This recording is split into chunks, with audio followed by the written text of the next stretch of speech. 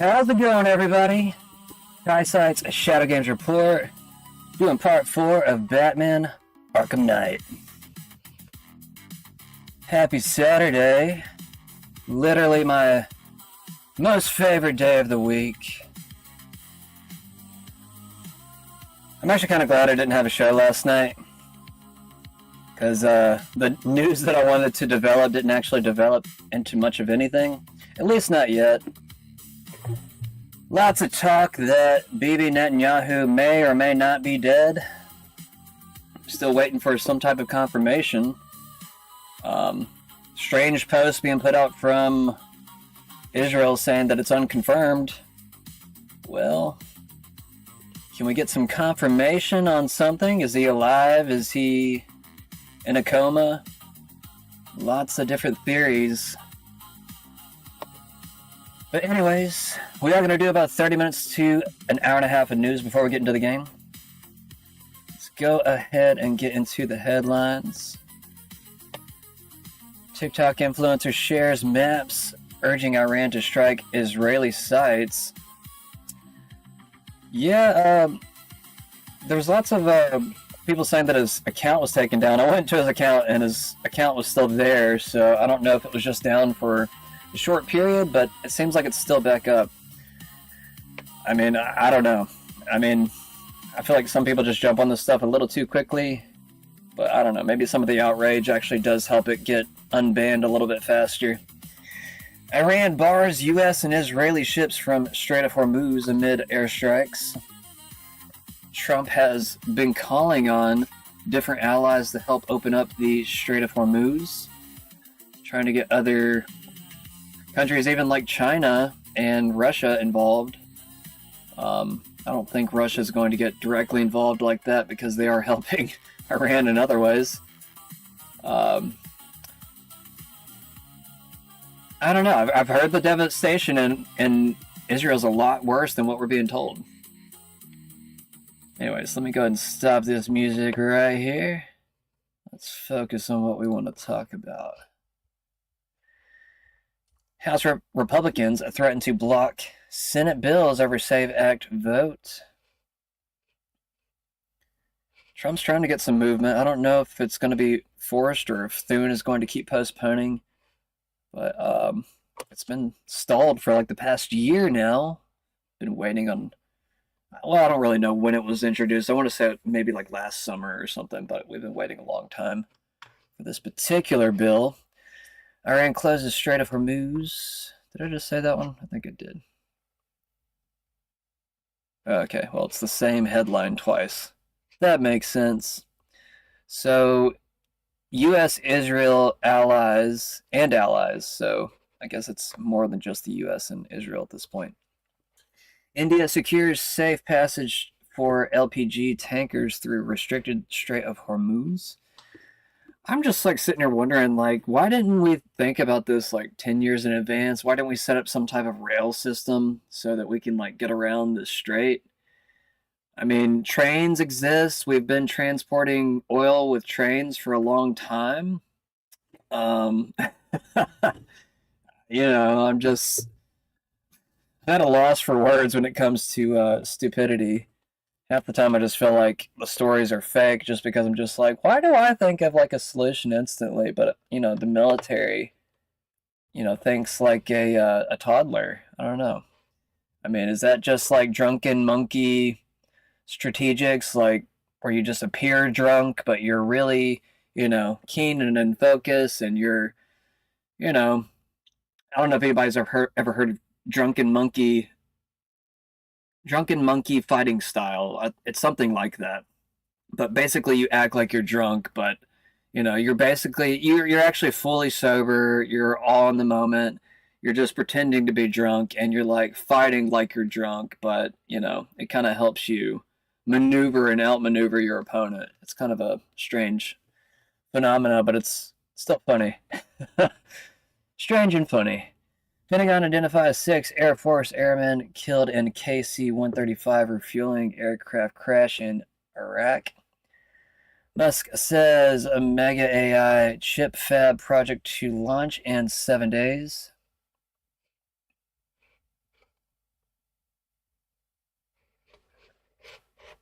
Apple MacBook Neo emerges as company's most repairable laptop in more than a decade.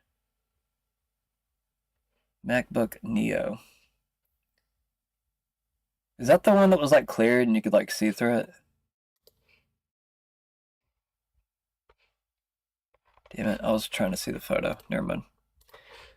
Abandoned ship! Alright, Minnesota Senate Committee advances assault weapons ban despite GOP opposition. FCC Chair Brandon Carr threatens to revoke broadcast license over war coverage. Cinema admits a romance with her security guard as she fights ex-wife's lawsuit. Who the hell's that? Feds move to dismiss charges against Army veteran who burned American flag near White House. 5 U.S. Air Force refueling planes hit an Iranian strike on Saudi Arabia, Wall Street Journal reports. Trump says U.S. obliterated military targets on Iran's Karg Island but didn't wipe out oil infrastructure.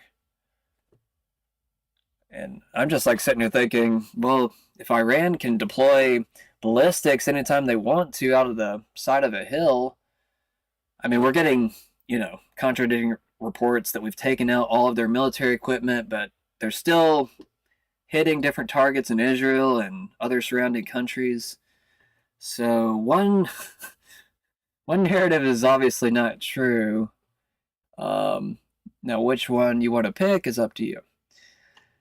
Trump says U.S. obliterated military targets on Iran's Karg Island but didn't wipe out oil infrastructure. I think I just said that. Yeah, it did.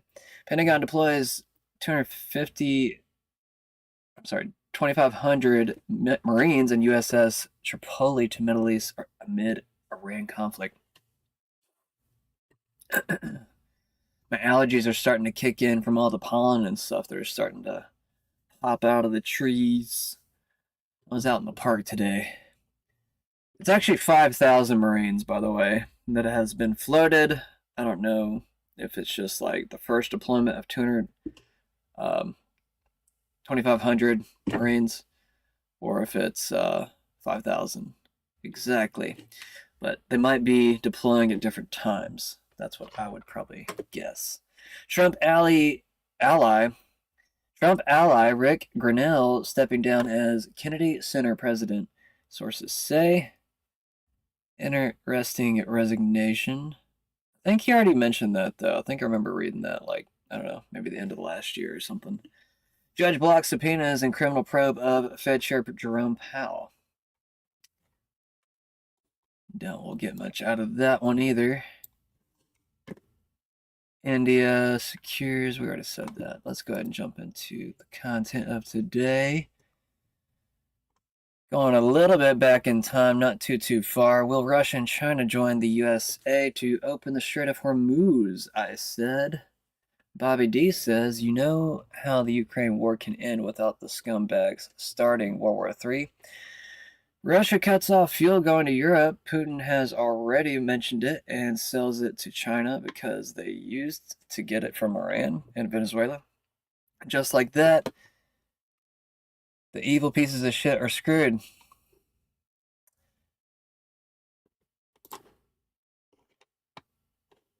So the U.S. engagement with Iran is not exactly playing out as the globalists expected. The cancellation of war risk insurance by the empire's oldest insurance company was supposed to bring shipping to a halt, spike oil prices, and shatter economies. Operation Epicure was supposed to be economically and politically disastrous for President Trump and backfire against him. But the president was ready. He moved on 3 fronts simultaneously, and Lloyd's never recovered. First, he announced that the Development Finance Corporation would step in with political risk insurance. Lloyd's had pulled coverage. Washington replaced it within days. Second, he announced the Navy was on notice to protect shipping in the Strait as needed. And third, this is the move that tells you everything about how differently this president thinks. Trump lifted some sanctions on Russian oil. Not only that, he got on the phone with President Putin to discuss the conflict in Iran. So let's put this all in context. Last week, Donald Trump branded Britain as our former closest ally, the same Great Britain which has led the charge to sanction Russia and keep the Ukraine war going, and the same country which is home to Lloyd's of London, which just tried to strangle world oil supply. So instead, Trump turns to Russia to get oil moving and chats up Putin for an hour. Now, here's something else you didn't see coming, especially if you've been imbibing the Israel runs Trump Kool-Aid. Yesterday, Axios carried this headline: Scoop. U.S. asks Israel to halt strikes on Iran's energy infrastructure. Axios reporter Barak Ravid reported 3 reasons: protecting Gulf energy stability, avoiding price spikes, and preserving Iran's oil sector for post-war cooperation. This is the same approach that President Trump used with Venezuela. Trump isn't protecting the regime. He's planning for what comes after it, and it doesn't conform to Israel's objectives. So think about what that means. Israel doesn't have a blank check. The Gulf states are being protected. Iranian oil is being preserved for the Iranian people after the regime falls. This is not a neocon war plan. This is a president managing the endgame while the bombs are still falling. Now, here's another page from the neocon playbook being put into the shredder. The page about how Trump's Iran moves are aimed at China. We're in a very good position, but very unfair to other parts of the world, like China as an example. I mean, we're doing this for the other parts of the world, including countries like China. They get a lot of their oil through the straits. So we're doing this. We have a very good relationship with President Xi in China. I'm going there in a short period of time, and we're protecting the world from what these lunatics are trying to do, and very successfully. So line it all up. Trump called Lloyd's bluff and called Britain our former ally. Then he eases sanctions on Russian oil and calls Putin. And he says he's doing it for China and the rest of the world. No wonder heads are exploding in think tanks in London and Washington. This is the real story, not the missile strikes or the carrier movements or the panic market headlines, but the strategic landscape being remade in real time. And this is what Promethean Action covers every day. So the U.S. engaged. I mean, totally up to you if you want to believe that. It does kind of come off as like some positive propaganda from the Trump administration, but at the same time, it is the most intriguing narrative, I think, going in all of this. And the interesting relationship between Trump and Putin, I think, is almost revealing about what's going on here.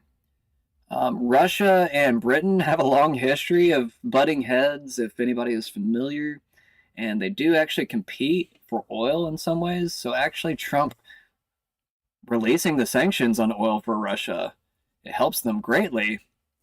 It also helps other nations greatly.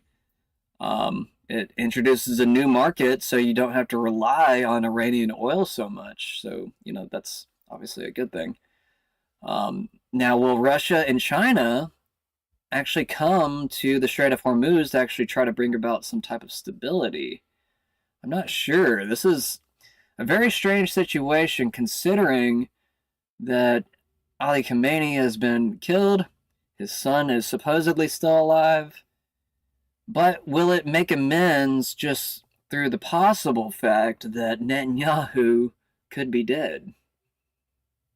I mean, an eye for an eye. If Netanyahu is dead and Ali Khamenei is dead, does that keep that strange, well, obviously. I mean, if somebody killed your father, you're probably still going to hold a grudge until death. So it will be interesting how Iran responds, or if Trump will still try to continue to target his son. I forgot his son's name, but I don't know. Khamenei. We'll just call him Khamenei too. All right, this is actually from last night. I left it on the screen because I was thinking about having an episode last night, but I'll go ahead and talk about it because I thought it was kind of interesting. I've actually been bringing up the Ghost Army, or the Fourth Psychological Operations Group, on and off throughout the past few months. I've speculated they might have something to do with the whole Q psyop. I don't know that for a fact, but they do, they kind of seem like they go along with that whole narrative, and it seems like a lot of their followers say very Q-like things. Totally up to you if you want to believe in that stuff or not. I've tried to be unbiased about the whole Q stuff. I cover both negative reporting and positive reporting towards Q. So I know some people like just to go ahead and label me a Q follower just because I mention it every now and again. It's like, no, it's not how it works. All right, the March 11th footage shows naval forces launching missiles against Iranian targets as a part of Operation Epic Fury. What does that have to do with Ghost? Okay, well, I'm not going to read the rest of that then. Oh, wait, here we go. I'll read the bottom of this. I see it at the bottom here. Online reactions mixed pro-military cheers from figures like former Green Beret Sean Parnell, with critics highlighting costs and endless war concerns, while the Ghost Army detail fuels memes projecting psychological dominance. Which, begs the question, why would a psychological operations group display their logo on the side of a ship?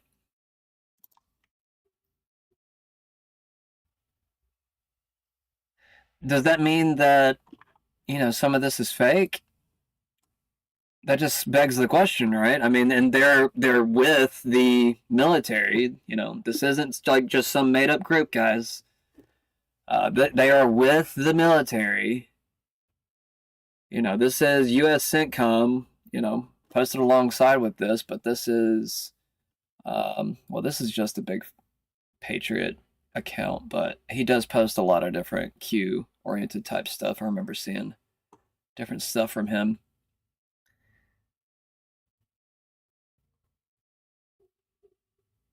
So let's watch this video real quick. This is actually from March 11th. What did he say?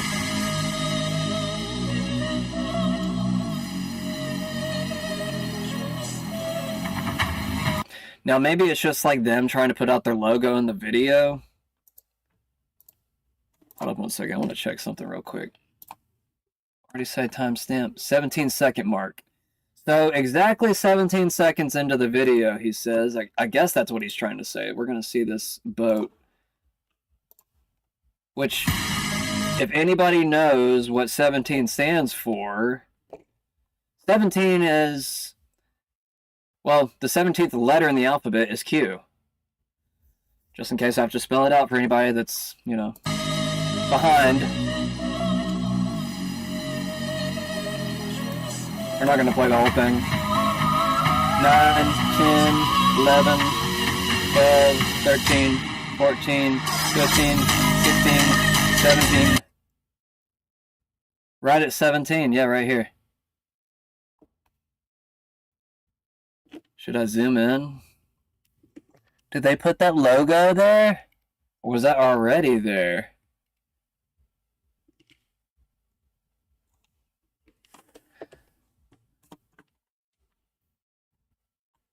I'll get that off the screen. It looks like it's just like a little logo that they put on the screen. I don't think that's actually on the ship. But it just makes you wonder, like, if they put a logo like that. Who noticed that to point that out? I swear to God, you have like a bunch of Q nerds like literally watching different military videos just trying to see like where's the hidden message. Anyways. There was another post. Yeah, this is the Ghost logo, in case anybody's curious on what we were actually looking at. It was kind of small on the screen, but that's basically what that was in the background on the, at least supposedly on the ship. But anyways, Rapid Response 47, this is an account, I assume, by the White House. Yeah, White House Rapid Response account. Watching full White House Deputy Chief of Staff Stephen Miller joins Jesse B. Waters on Fox News to discuss the importance and success of Operation Epic Fury. Deputy Chief of Staff and Homeland Security Advisor Stephen Miller. All right, Mr. Miller, tell us about the progress of Operation Epic Fury. Well, I think it's important for your viewers, Jesse, and the American people to know. Oh yeah, I just want to point this out real quick. Why does he have a deep voice all of a sudden? I just think it's kind of funny lately. I've been noticing this on certain Jewish pundits like Ben Shapiro. Ben Shapiro, like, all of a sudden has a deep voice lately. Like, compare his old videos to, like, now. Like, it sounds like he's trying to, like, deepen his voice. It's pretty funny. I think he got tired of everybody calling him Helium Man. And, I don't know, lots of other fun names. Chipmunk. I mean, he sounds like a chipmunk. Or he used to. Kinda. I think he like, deepened his voice and he talks slower now. It's funny. Anyways. There's never in history been a more total asymmetric, one-sided annihilation of the enemy than you are witnessing that is unfolding right now in Iran. Iran has long been feared by all the nations of the Middle East. It's long been believed to be one of the great military powers of the region, and yet the United States, under President Trump's leadership, has annihilated their navy, has annihilated their missile capabilities, has dealt devastating strikes to the IRGC and their command structure, has taken out, in collaboration and coordination with Israel, their nation's sinister leadership and command structure. It has been a complete wipeout of their capacity to unleash violence on the world. And we are in the process right now of degrading their entire military industrial base so they cannot resume creating and building these weapons that not only could reach Europe, that not only could reach our military bases, but that someday could reach the mainland United States. So this has been, by every definition, an unprecedented military success against a regime that since 1979 has exported nothing but bloodshed and violence and claimed countless American lives. Where does the administration stand on the objective of regime collapse? And are they satisfied with the current quote-unquote leadership? Ayatollah Jr., I mean, we don't even really know if he's alive. It's important to understand that, again, the leadership class of this evil regime has been wiped out. Nobody has seen the Ayatollah Jr. Nobody has seen proof of life. He didn't show his face on a TV camera. All we have is a statement that is purported to belong to him as a symbol and a signal of how degraded this regime is. And again, we're talking about how in a matter of days, a regime that has terrorized and menaced the world, that has used missiles to blackmail the world, has been degraded and has been set back to a degree that few thought possible. Ship after ship sunk, launcher after launcher destroyed, outpost after outpost, command center after command center taken off the map. So this has been a huge success for America, but the president is continuing to move forward to further annihilate, obliterate, and destroy the regime's capacity to threaten American interests around the world. So when he sees the strait close and oil prices go to 100, what does the president feel about that? Like, what is his posture there? Well, it underscores above all else, Jesse, how this was the last chance that the United States had to take action against the regime that was planning and plotting to kill Americans and that had the ability to strangle, if it wished, global commerce in the future, backed by long-range missiles, backed by nuclear weapons. So just again, as a thought experiment, imagine if this regime that right now, weaker than ever before, imagine if that regime instead had nuclear weapons, instead had long-range missiles that could reach an American city, instead was rich with cash. Remember, Obama put them on a path to enrich them with tens of billions of dollars and have a nuclear weapon right now. A rich regime that controls commerce through the Strait of Hormuz and has nuclear weapons, has long-range weapons. Think about what a terror that would be to global commerce and to the world. So what instead you have is a dying regime, a decaying regime, a thrashing regime that is engaged in terrorism in the Strait of Hormuz. But let's be very clear. The United States, not Iran, has the staying power. Why? Iran produces 2% of the world's oil. America, under President Trump, is the #1 producer of oil and fossil fuel. More than Saudi Arabia, more than Russia, more than any other nation in the world, and now we're partnered with Venezuela. So the president is taking every action he can to lower prices. You mentioned, of course, unsanctioning oil that's at sea, to get that into the market, continuing to push our own producers to drill and expand production as fast and as far as they can, providing regulatory relief, and you're going to see more and more in the days to come. Well, you asked earlier as well about the future of the regime, because I didn't want to leave that question hanging. The president's been clear on this point too, Jesse. The people of Iran have an opportunity, if they choose to take it, their last best chance to claim control of the future. But whatever choice they make, President Trump has been abundantly straightforward in saying the United States will pursue and achieve its military objective.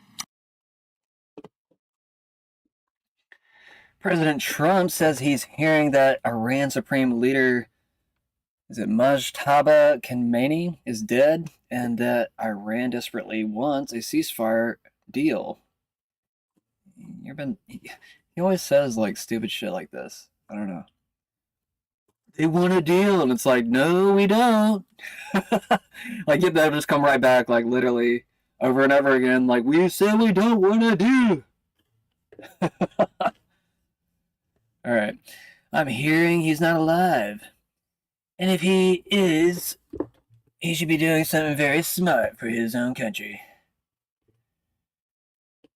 And that's surrender.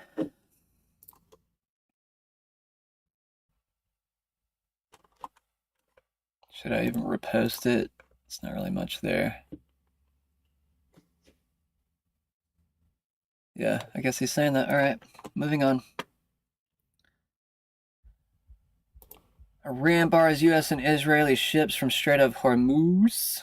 Let's go to the one that says with allies. Is it still there?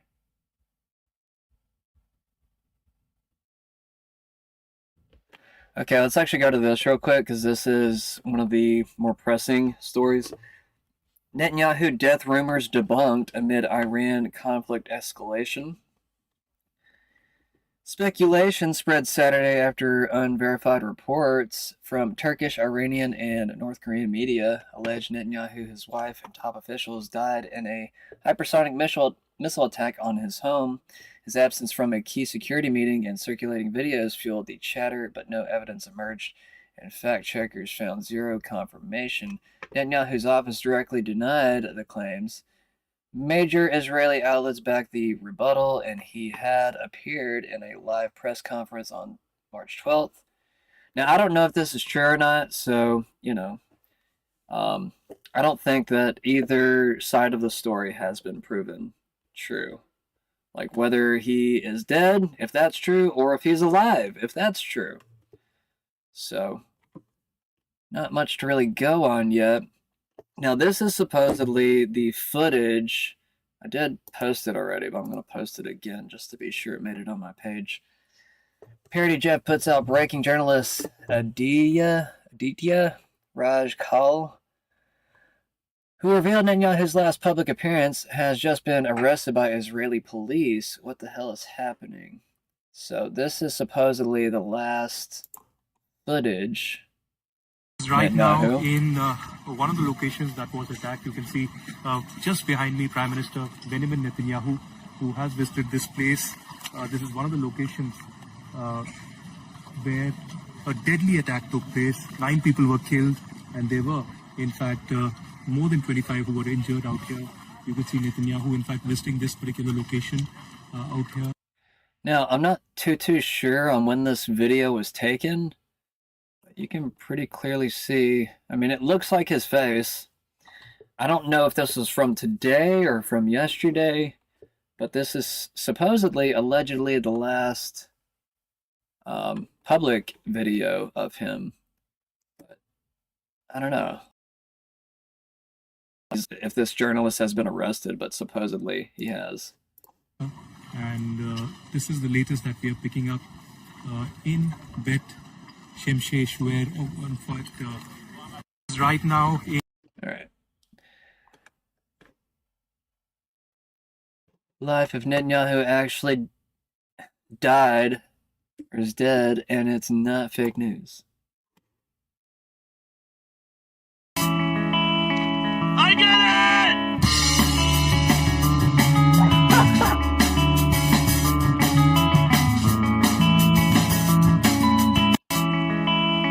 I get it!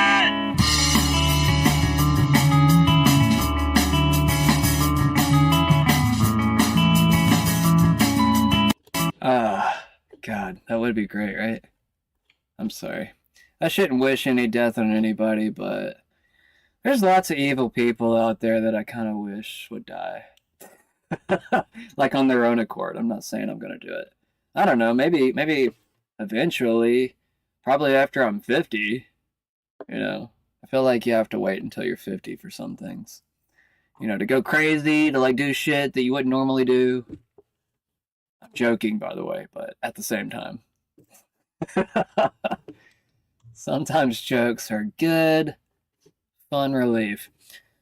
Al Jazeera English puts out Iran to target tech companies. Trump backtracks on ending war and fears of a global recession. Trump declares a victory. And we've won. Let me tell you, we've won. As Iran threatens to hit banks and tech companies. A united front from Gulf leaders as oil refineries and tankers burn. Here's what you need to know on day 12 of the war on Iran. Our sovereignty and territorial integrity are red lines. They have deliberately targeted civilians and civilian infrastructure.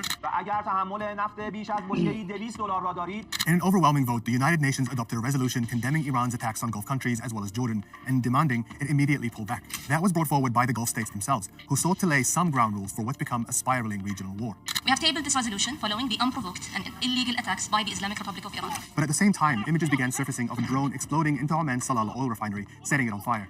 The facility was one of a few left in the Gulf unaffected by Iran's blockade of the Strait of Hormuz. Then overnight, Iraqi oil tankers were struck with explosive boats inside Iraqi waters, forcing the government to shut its port operations. Iran's government continues to deny knowledge of attacks on oil infrastructure. But yesterday, the IRGC issued an even more alarming warning that it would now consider US and Israeli banks and tech companies across the region as legitimate targets. Following an airstrike that damaged Iran's oldest bank, SEPA, responsible for for processing salary payments to IRGC staff, the Tasneem News Agency listed a number of companies including Google, Microsoft, Palantir, IBM, Nvidia, and Oracle. Many of these companies have military contracts worth billions. For example, Microsoft's cloud platform Azure has been used by Israel's army in its genocide in Gaza. But look where these offices are. They're in the heart of capital cities.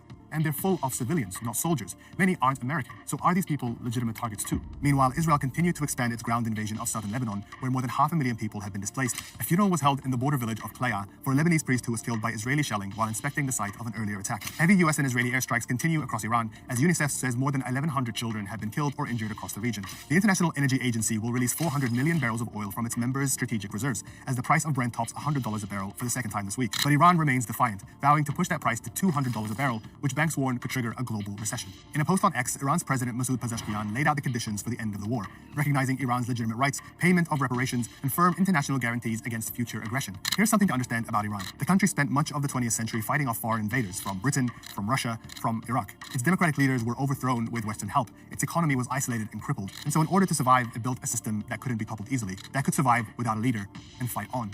None of what is happening right now should be a surprise. This is the exact playbook Iran's leaders warned for years they would implement if that system came under threat. In order to survive and to keep themselves in power, they would set the region and the world economy on fire. But has that message been understood? Speaking at a rally in Kentucky on Wednesday, Donald Trump said the US had achieved its aims in Iran and won. But he also appeared to backtrack, saying instead the US must finish the job. That's why we got to finish it, right?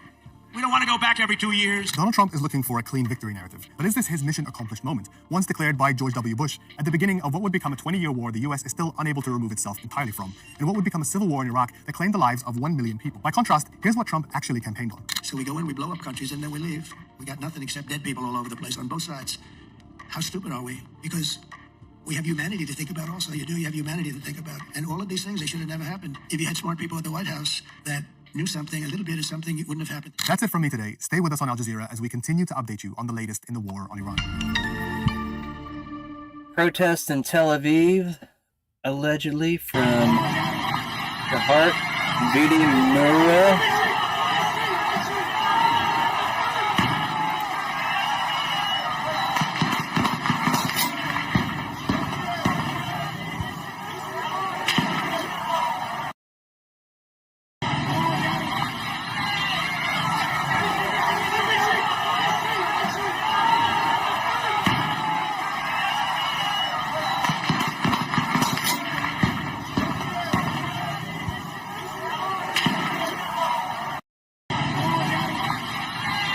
How am I supposed to know this is Israel? Everybody's got like... Why does everybody have ski masks on?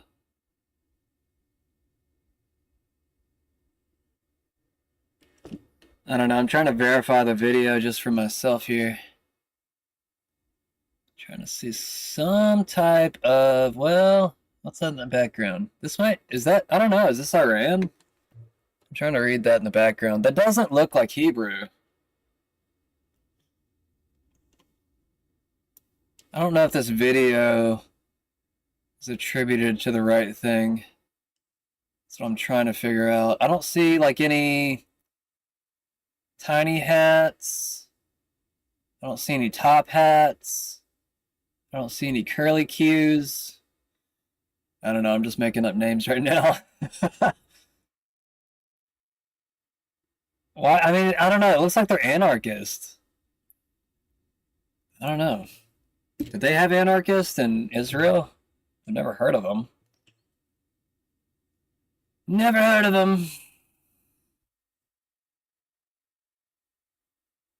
Fire in Tel Aviv following an Iranian missile launch 2 hours ago.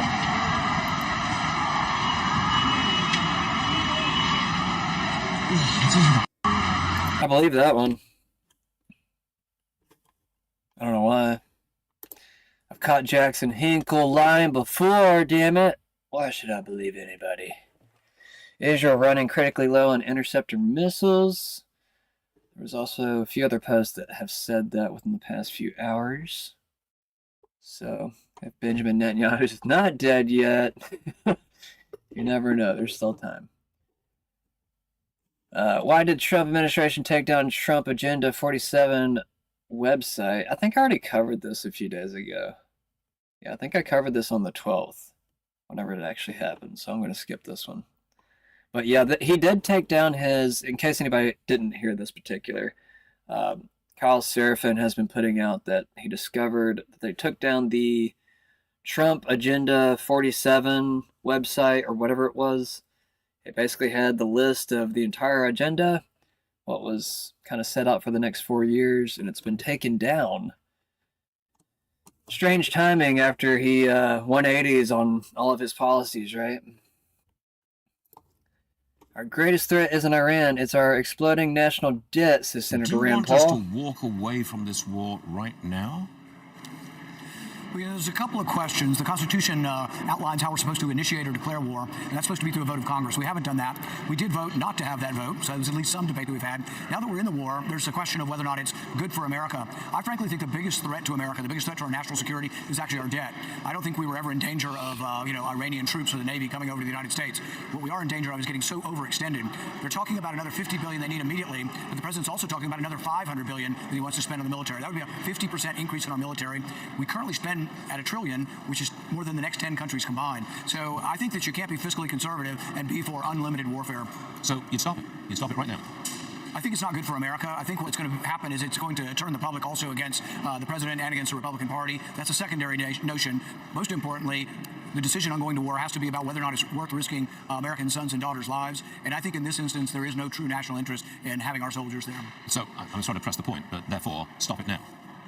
Yeah, the war should never have begun. But you stop it. It has begun. Will you stop it now? Right. The sooner it ends, the better off America will be, the safer our soldiers will be. And I guess I won't apologize for wanting to pray and hope for an end to war. I think the sooner the better. I think if you talk to the families of young sons and daughters last night, allegedly, for a swift end to the war. Even the president is sounding more and more like he doesn't want to go on months and months, that he wants the war to come to a close. So I don't think we're that far apart in what we're wishing for. The best thing would be to win quickly, wouldn't it? Yeah, it depends on how you define winning. I mean, if you're defining it as unconditional surrender, where we get to choose the Ayatollah, I think that's very unrealistic and probably a recipe for being there forever. The other thing about regime change is it doesn't look like the regime is going to fall at this point. I hope they do. I hope the Iranian people rise up. But ultimately, liberty is only really won when the people fight for it, when the people who live there fight for it. So we have decapitated the regime. We've knocked out all the weapons. We have incredible superiority. We have complete rule of the sky and the seas. But in the end, in Venezuela, the same regime is still in Venezuela, and the same regime is still in Iran. So success or winning depends on how you define it. Well, quickly, Senator, would you vote to fund Homeland Security? Currently, it's not funded, and we've got a partial government shutdown. Would you get out there and vote for it? Say yes, fund it now. Yeah, I voted to get on the bill, which means to discuss whether or not it should be funded and what the level is. I will likely vote against the current level because I think it's too much. Last summer, we gave an extra $75 billion to Homeland Security. $45 billion was for a wall, and I asked the question, how much does a wall cost? If you type it in a search engine, our government says it costs about $6 to $8 million a mile.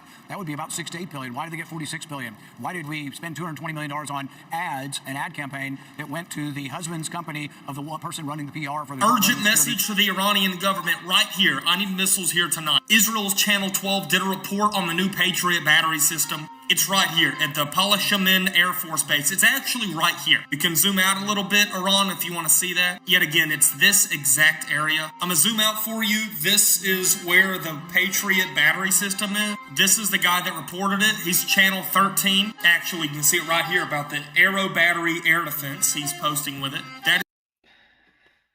This is Ethan Levins. U.S.-based TikToker Ethan Levins is under fire for giving Iran coordinates to strike U.S. Patriot defense systems in Israel, which I'm just kind of like, whoa.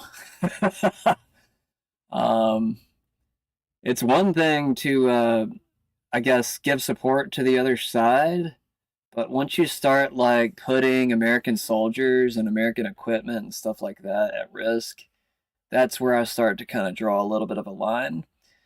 And I understand what he's trying to do. I mean, like, maybe we really are the evil people and we need to be taken out at this point. I don't know. Trying to prevent World War III. I mean, I can sympathize with him there, obviously. Like, what would you do to prevent World War III? That's my question. And I think, if that's his honest role here, I clap for him. I'm like, bro, that's so brave. Wow. Thank you. At the same time, do you wish death upon your own nation's people, whether or not they're fighting on the right side or not? Have they been manipulated? Do they even want to fight? That's another big question. Are you putting soldiers at risk that might be there and they don't want to be there? Does that make sense? There's lots of soldiers right now that are actually revolting inside the military. The death toll could be a lot higher than what we're being told.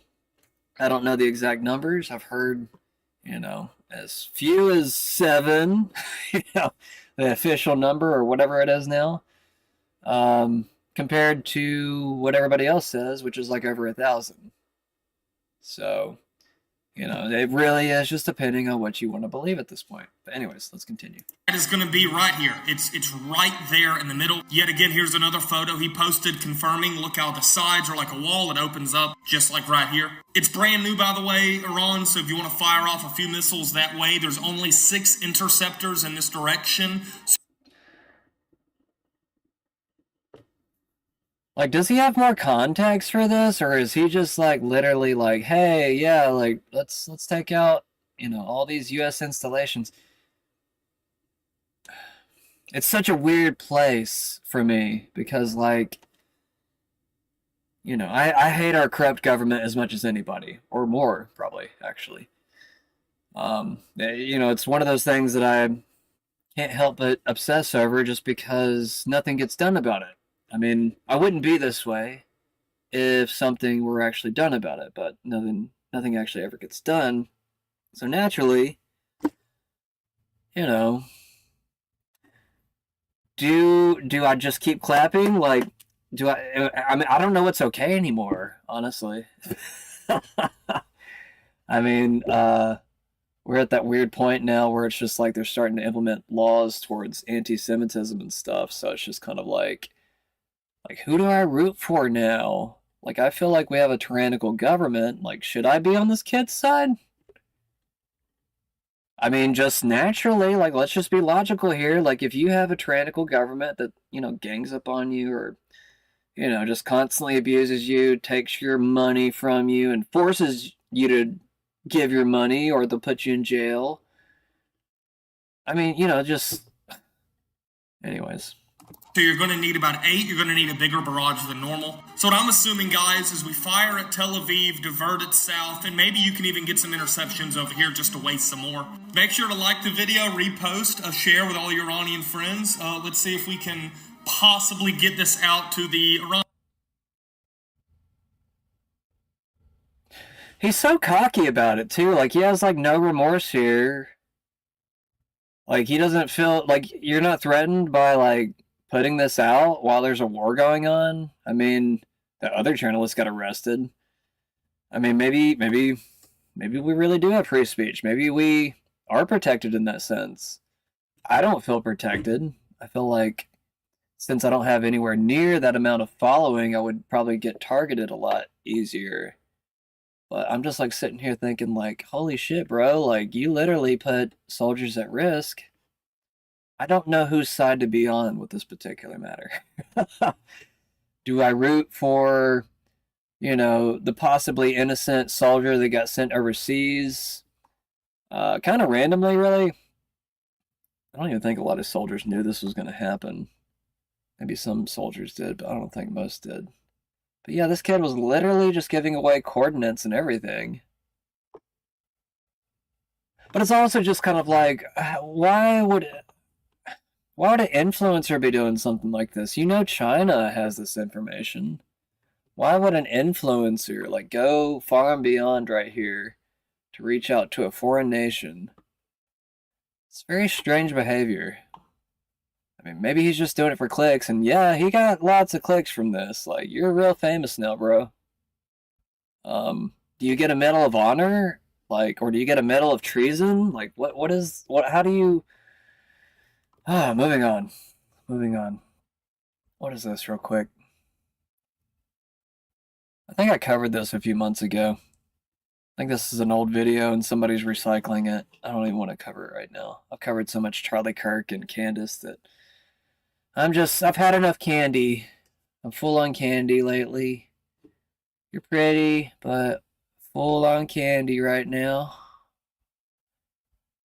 Alright. Tucker Carlson says, thank you for having me. Or no. Tucker Carlson didn't say this. Carrie Prejean Baller said this. Tucker Carlson, thank you for having me share my story and for having the courage to stand with me. You are a hero to so many people, so many whatever. I'm getting tired. I'm getting tired, guys. That last story took a little bit out of me. I'm just kind of like, man, I'm just so confused with all this stupidity.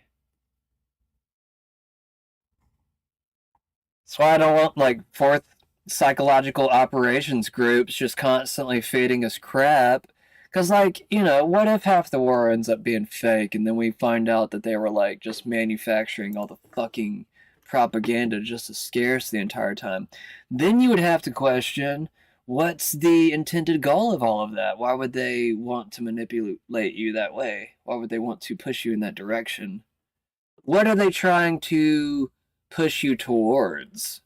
What are they trying to keep you fearful of? Because fear is a control mechanism. You know, if you keep somebody fearful, you can keep somebody... Well, you can keep them in a certain position. You know, they might not act if they're constantly in fear. They might not do the things that might save the country if you keep them at fear. Some people speculate that's what the whole Q PSYOP is. You know, is it Operation Trust in a modern format, a modern digital age? Operation Trust was the Bolsheviks' fake revolution. Or wait, what? Yeah, I guess it was basically a revolution where they basically created this fake group that were trying to round up different revolutionaries within, like, let's just say White Russia, the Slavs or whatever. And they basically controlled them by acting as if they were on their side whenever they're really just keeping them there just so that they could control the revolution that could possibly rise up against them. So they were able to deter new uprisings by creating this fake uprising, if that makes any sense. All right, let's go ahead and hit it from both sides. I don't feel like...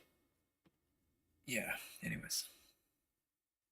Just gonna fly through some of these a little bit faster. I'm not gonna play this entire thing with Tucker Carlson and Carrie Prejean Bowler. I was kind of hoping some other people had some clips ready. You got any clips in here, Carrie? Anybody got clips? Clips to Carrie? Is that a clip? That looks like a clip. We got us a clip. Oh my God. Carrie Prejean exposes the terrifying endgame of Christian Zionists like Pete Hegseth, Ted Cruz, and Dan Patrick, tearing down AI. What are they going to... What's scary, Tucker, is these people like Paula... I always say it wrong. My bad. Wyatt and Ted Cruz and Dan Patrick, they believe that there will be... The Dome of the Rock will be torn down, and they will rebuild that third temple. They're saying it now. Look at Pete Hegseth. There will be a rebuilding of this temple. Oh, I know. It is heretical, and it is anti-Christian. I know that. Because they're going to bring in the animal sacrifices again. And the most anti-Semitic thing that they believe is that 2/3 of the Jews are going to be slaughtered. That's what these people believe. They're just manipulating them and using them. They don't really care. Oh, everything you've said is true. I mean, biblical. What are they going to... I haven't watched the rest of it yet. But that's the clip we're going to play from it. I'm not going to play any more. Go watch it, guys, if you want to watch it. Trump ally Rick Grinnell stepping down as Kennedy senator president, sources say. Is that gay dude that used to be like the German envoy or something like that? I can't remember what they called him. German embassy? I don't know. Something like that. I'm tired, guys. I don't know why I'm so tired tonight. U.S. deployed thousands more troops and at least one more ship to the Middle East. Okay. Is that something you want to read? Religious Liberty Commission member Carrie Prejean was reportedly removed from making statements that mirror remarks from the Pope. Removing members for religious viewpoints undermines the very purpose of the commission. I'm asking 2 congressional committees to review. From Thomas Massey. Thank you, Thomas Massey. If you don't run for president, then I don't know. What are our other options? RFK, maybe? I still like RFK. So this Muslim lady was actually, I think, the president of the commission, the Religious Liberty Commission that Carrie Prejean Bowler was on. And she actually resigned just due to the fact that Carrie was targeted and removed. Let's see, Samira Munshi says, I resigned in protest of two deeply troubling developments, the official removal of Carrie Prejean Bowler for her deeply held beliefs about Palestine and the federal government's illegal war against Iran, undertaken without clear constitutional or congressional authorization. Yeah, that was two different separate things. But yeah, that's her right there. Then you got Laura Loomer kicking up sand. Whoever appointed the Muslim or this Muslim to President Trump's Religious Liberty Committee needs to be fired. Actually, I don't know if she was the president, but I think she held a higher position or something. I don't know. Maybe I read it wrong earlier.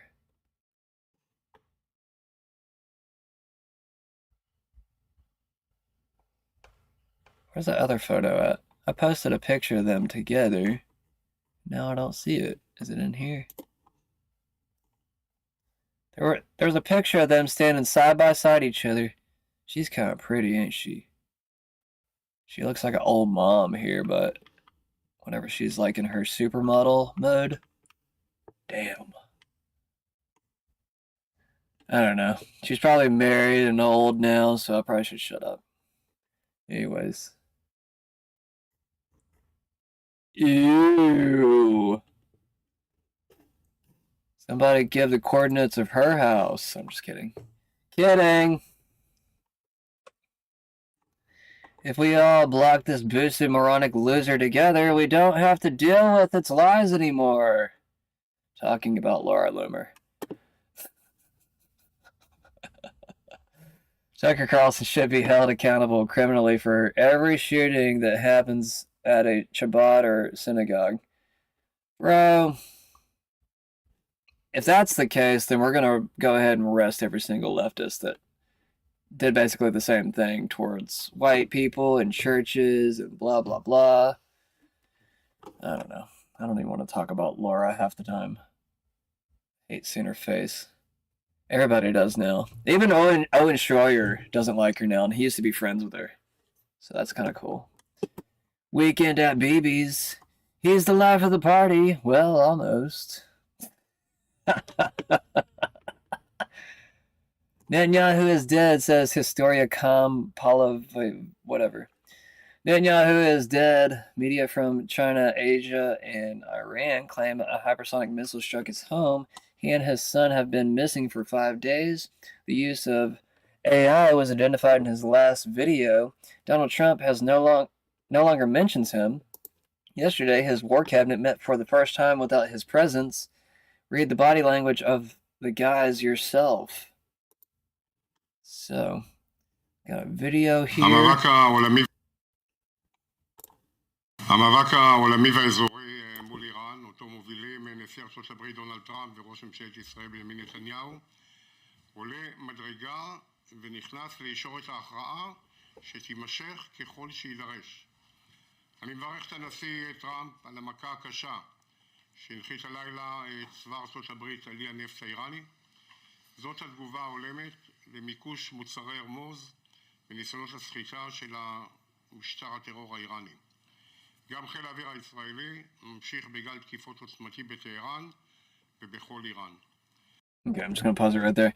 In case you're unfamiliar with Netanyahu's real last name, Melikowski, Gen X girl puts up, where's Melikowski? He changed it to sound more Jewish. Less Polish/Russian. Less skiing in his name, you might say. All for Freedom says, I like this kid. People need to read the Declaration of Independence. It clearly states what we must do. I'll probably get arrested for what I'm about to say, but fuck it, no one else will say it, so I will. My name is Hunter Howell, and it is time to abolish our government. And before I'm arrested for saying that, I need to give a source. My source, the Declaration of Independence, Word for word, here's what it says in the Declaration of Independence. When a government becomes destructive to the rights of life, liberty, and the pursuit of happiness, it is the right and duty of the people to alter or abolish it. Real quick, before the FBI comes breaking down my door for this video, Purple Populist Show, I'm gonna probably need a good lawyer because I'm gonna start turning up the heat as I promised I would this year, and specifically tell us it's time to abolish our government. So $5 a month, link is in my bio. You better fucking click it now. Link in bio or comment show. It's $5 a month. Subscribe now. I'm gonna give 3 very clear and concise examples of He looks crazy enough to support. We need some more crazy people to support, guys. I'm not promoting violence or anything, but I will promote crazy motherfuckers with crazy ideas. Why not? Okay. I'm just kidding. Do whatever you want to. Become destructive to life, liberty, and the pursuit of happiness. Life. Bombing Iranian civilians. That's pretty destructive to the right of life. Liberty. Gen Z is no longer able to buy homes or find jobs. My generation. Can't even imagine how hard it'll be for the younger generations than myself. In pursuit of happiness. No justice for the survivors of sex trafficking, the Epstein survivors, the heroes that endured all of that from the abusive predators. In fact, not only is there no justice for them, there was concealing and protection for the predators. So damn it, that's my source. Declaration of Independence says that it's up to us. Okay, that's kind of lame. I mean, it is up to us, but anyways. Alright, so Kim.com posts this picture. Everybody's been sharing this around. I don't know if it's legit or not. It doesn't look very legit, if you ask me. It looks kind of polished. I mean, maybe they were pulling a dead body out. Maybe there was a bright light on him. I don't know. I mean, but just looking at the photos here, it doesn't look all that real. But you have this here. I'm trying to understand. Okay, never mind. This is a AI image analysis. So the AI, at least on this particular one, says that this photo is real. AI probability is only 2%. So the confidence is high. Classification is real, as you can see there. So if you guys want to go check that out for yourselves, go verify if you think that's real or not.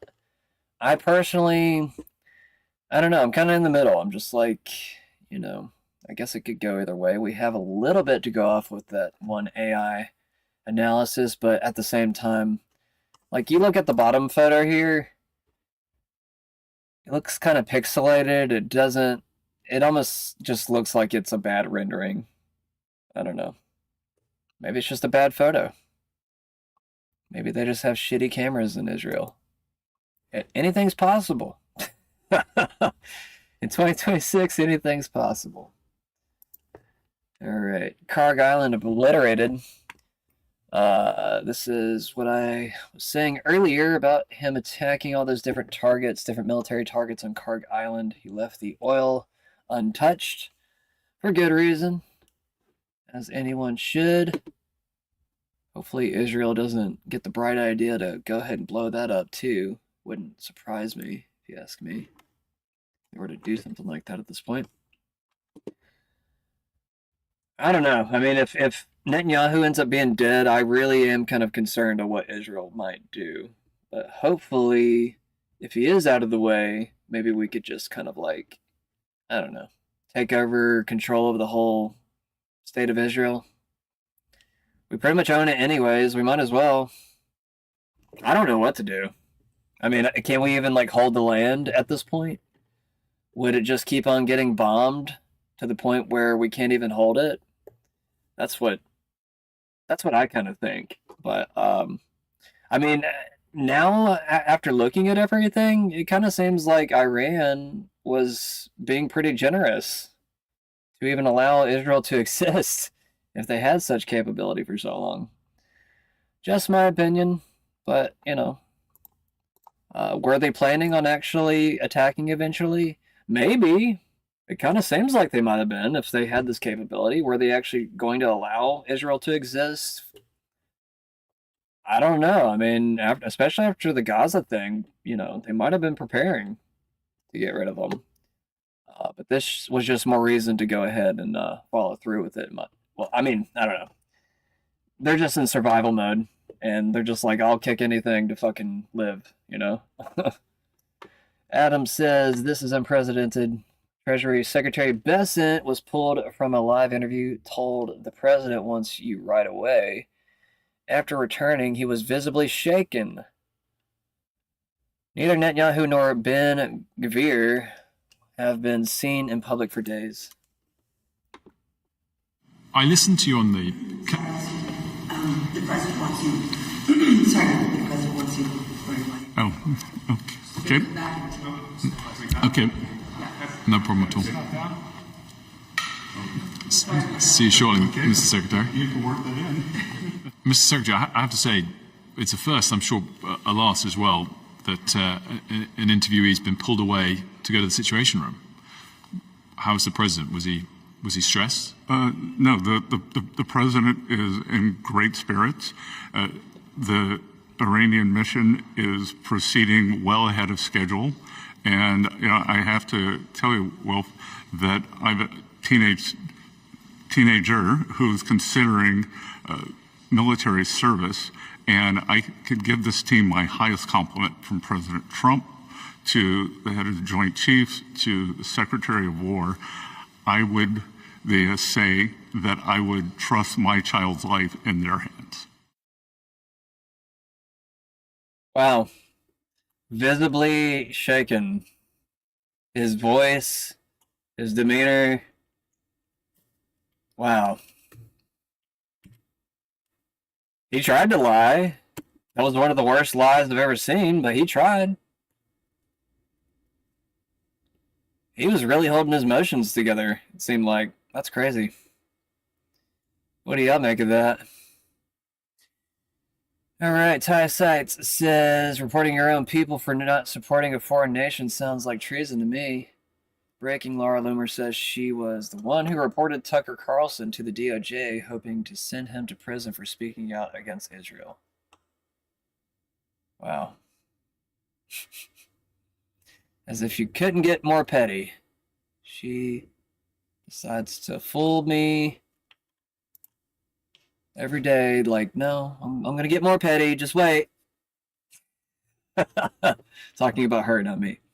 All right. Ty Sites also says, despite what everyone says, his account is still up. Ethan Levins, I mean, go check it for yourself. It's not taken down. I don't feel like covering Jess tonight. Jess says some cool things, but he basically just says what we're all thinking. Fractured Lights says, Piers Morgan asked Tucker Carlson if Donald Trump was played by Benjamin Netanyahu. Trump may have got played here by Netanyahu. Well, I already knew that the Israelis had done that in the previous administration. I knew they did it in 1973 with the Nixon administration, where they threatened to use nuclear weapons against the Arabs and forced Henry Kissinger to okay arms sales to Israel. So there's a long pattern of this. And I think anyone who knows anything about the Israelis knows that they're capable of this. They're capable of great violence. They take their threats very seriously, maybe too seriously, to the point where they become self-fulfilling. I mean, you could argue about it, but they don't mess around. And of course, this had already happened in this administration. In June, our bombing, the 12-day war in Iran began when the Prime Minister of Israel announced to the administration, I'm doing this week. And my question then, and I raised it, was, how about no?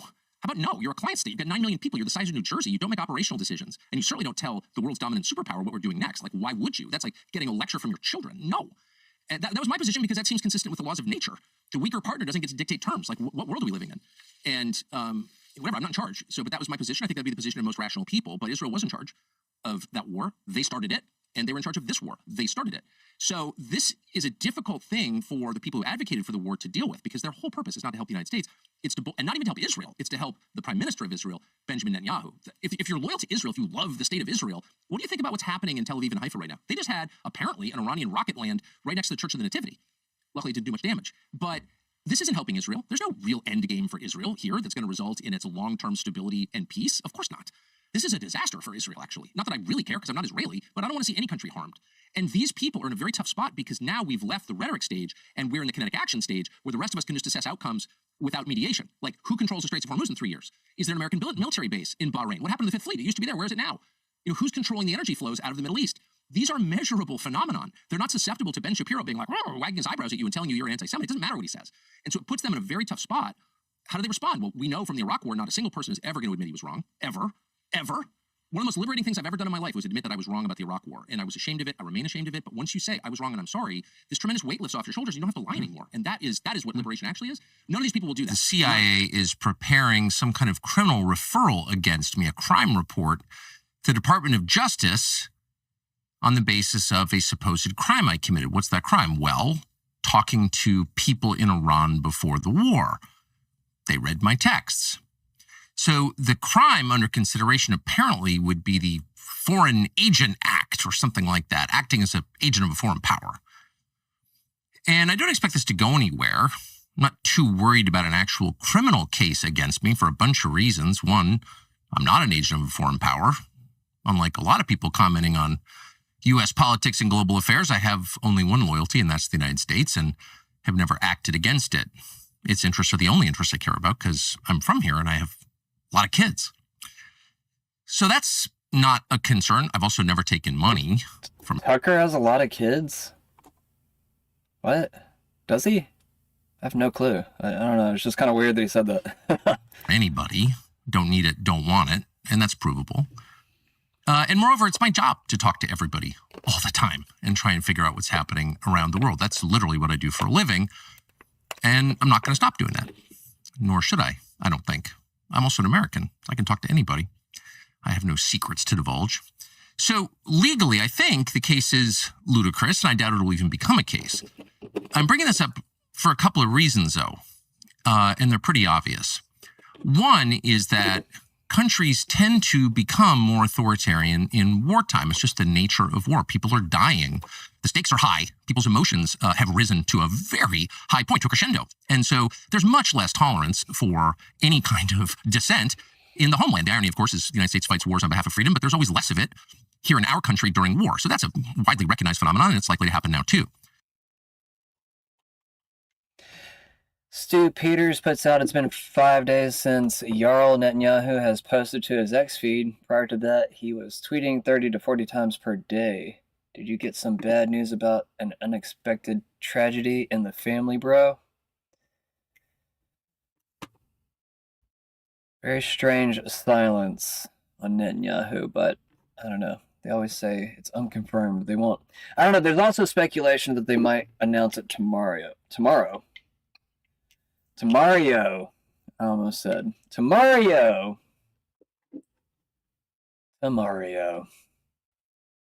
Anyways, the Foreign Intelligence Surveillance Act will expire soon. FBI directors Mueller, Comey, Wray, and even Patel have used this law to unconstitutionally snoop on Americans without getting a warrant.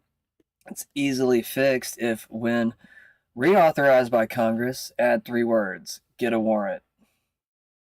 Thomas Massey. President Trump announces the U.S. has defeated Iran. Now it's time for the world to secure the Strait of Hormuz with America towards everlasting peace, says Eric Dougherty. Iran is now considering a wild move, only letting oil tankers through the Strait of Hormuz if the cargo is paid in Chinese yuan, ditching the U.S. dollar for most trades. This goes against some of the whole narrative that Promethean Action is putting out. Just to kind of contrast Promethean Action, because I've been talking in favor of them a little bit over the past week or so. So I guess I just kind of want to contrast it with this, because this goes a little bit against their narrative where we're just going to have, like, I don't know, control over the oil or something now. Almost as if, like, saying that this old British financial system's coming to an end and we're now basically taking control over it. I don't know if that's true or not. Like, that's kind of like the whole gist that I'm getting from Promethean Action. So that's why I push back a little bit. Not only with this, but I don't know. As more stories come along, I'll be able to push back against it as well. Not that I'm trying to, it's just more or less if you kind of sense something's wrong with something, you know, if you get that gut instinct, follow your hunch. That's all I'll say. Carrie Prejean Baller says you openly hate Muslims and Catholics and then claim anyone who isn't Zionist is a Jew hater. You should ask President of the United States why he appointed me. Maybe it was Paula White who told him to. She thought I'd shut up about Gaza if she gets me on this Religious Liberty Commission. Call your White House people and ask. She's saying this to Laura Loomer, by the way. Laura Loomer says, the worst case of main character syndrome I've ever seen. What's main character syndrome?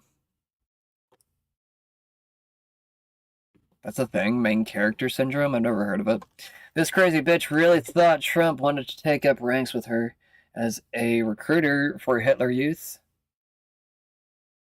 Beauty Queen slams Trump as she's fired by White House. I stood up for you 20 years. For 20 years now, I don't even recognize you. I mean, a lot of people feel that way about Trump right now, so. Also, this video has been circulating. I won't say that it's true, because I don't know if it's been falsified in any type of way, shape, or form. But it has been circulating virally on the internet, so I will report it in that fashion. Now, if it's true, then it's true. But, you know, if it's... We do have a community note here. I'll go ahead and also note that as well. It says documents state the name of the person on the controlled call. It is not Erica Kirk. I didn't hear any name, but supposedly this came from the FBI, but I don't know if it ever said that it was Erica Kirk in that particular document or file or whatever it's in. Project Constitution puts out the smoking gun leaked DOJ wiretap audio captures Erica Kirk scheduling underage girls for Epstein. I have been sent a bombshell audio file and I have verified its authenticity, he says. That's Project Constitution saying that, not me. This is not a rumor. This is not a theory. This is recorded. Let's just go ahead and click on it. This is a recorded call from the DOJ's own website, hidden in plain sight within the released Epstein files, dataset 9. The direct link is posted below for anyone to check. This audio captures a young girl who is clearly an informant for the DOJ on a recorded phone call with Erica Kirk. You can hear the DOJ agents coaching the girl before and after the call. This was their second attempt to get Erica to incriminate herself and Jeffrey Epstein. Interesting. So they were already in the process of incriminating these people, it seems like. Allegedly. All right, we also have another community note here. Let me read this one. That's not Erica Kirk recruiting a young girl. It's a controlled taped phone call circa 2025 to Haley Robson, a known Epstein recruiter from Palm Beach PD. The child on the line, known as SG, was attempting to get Robson to incriminate herself. So, okay, the community note actually says a lot of the same stuff that Project Constitution says, but it says it's a different person. Just to add more context there. She knows that your mom really takes herself. Second phone call attempt at 4:26 p.m. I won't have to cell phone after 4.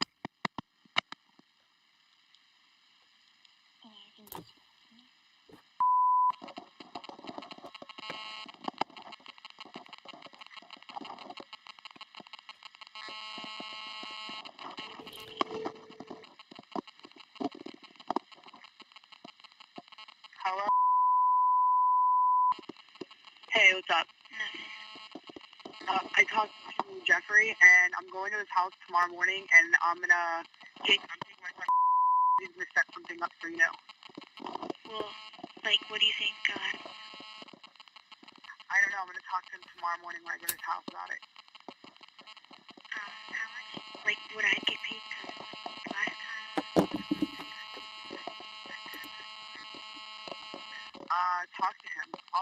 tomorrow, and then I'll bring you in the next day and you can talk to him about it.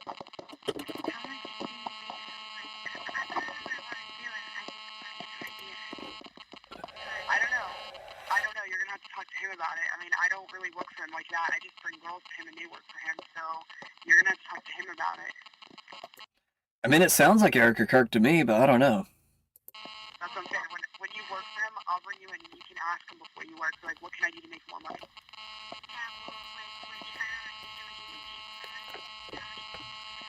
more you do, the more you get paid. Okay, so I mean, I don't know. Talk to him about it. Want me to bring my sister for you so that you could get paid more or something, or how much Well, a girl? yeah, well, that's what I'm saying. I'm working tomorrow, and me and him are gonna put a schedule together for you and your sister. So I'll call you tomorrow when I leave Jeffrey with the schedule. Alright, okay. Alright, that's good. That sounds good. But, like, I don't have a phone all the time, so if you guys called me, I'd have to know what time so I could get the phone. Okay, well, what time? Well, why don't you? Okay, I'll leave you a message. That's fine. I'll leave you a message tomorrow. All right. Bye. She just hung up on me. She said she doesn't work here anymore. That's fine. That's fine. You did great. Give me a high five. Good, because she was throwing. She threw you. Tough girl. Yeah. But you did really good. Freaked you out. Because she's like, well, I'm setting up a schedule for you and your sister. Setting up a schedule. With him.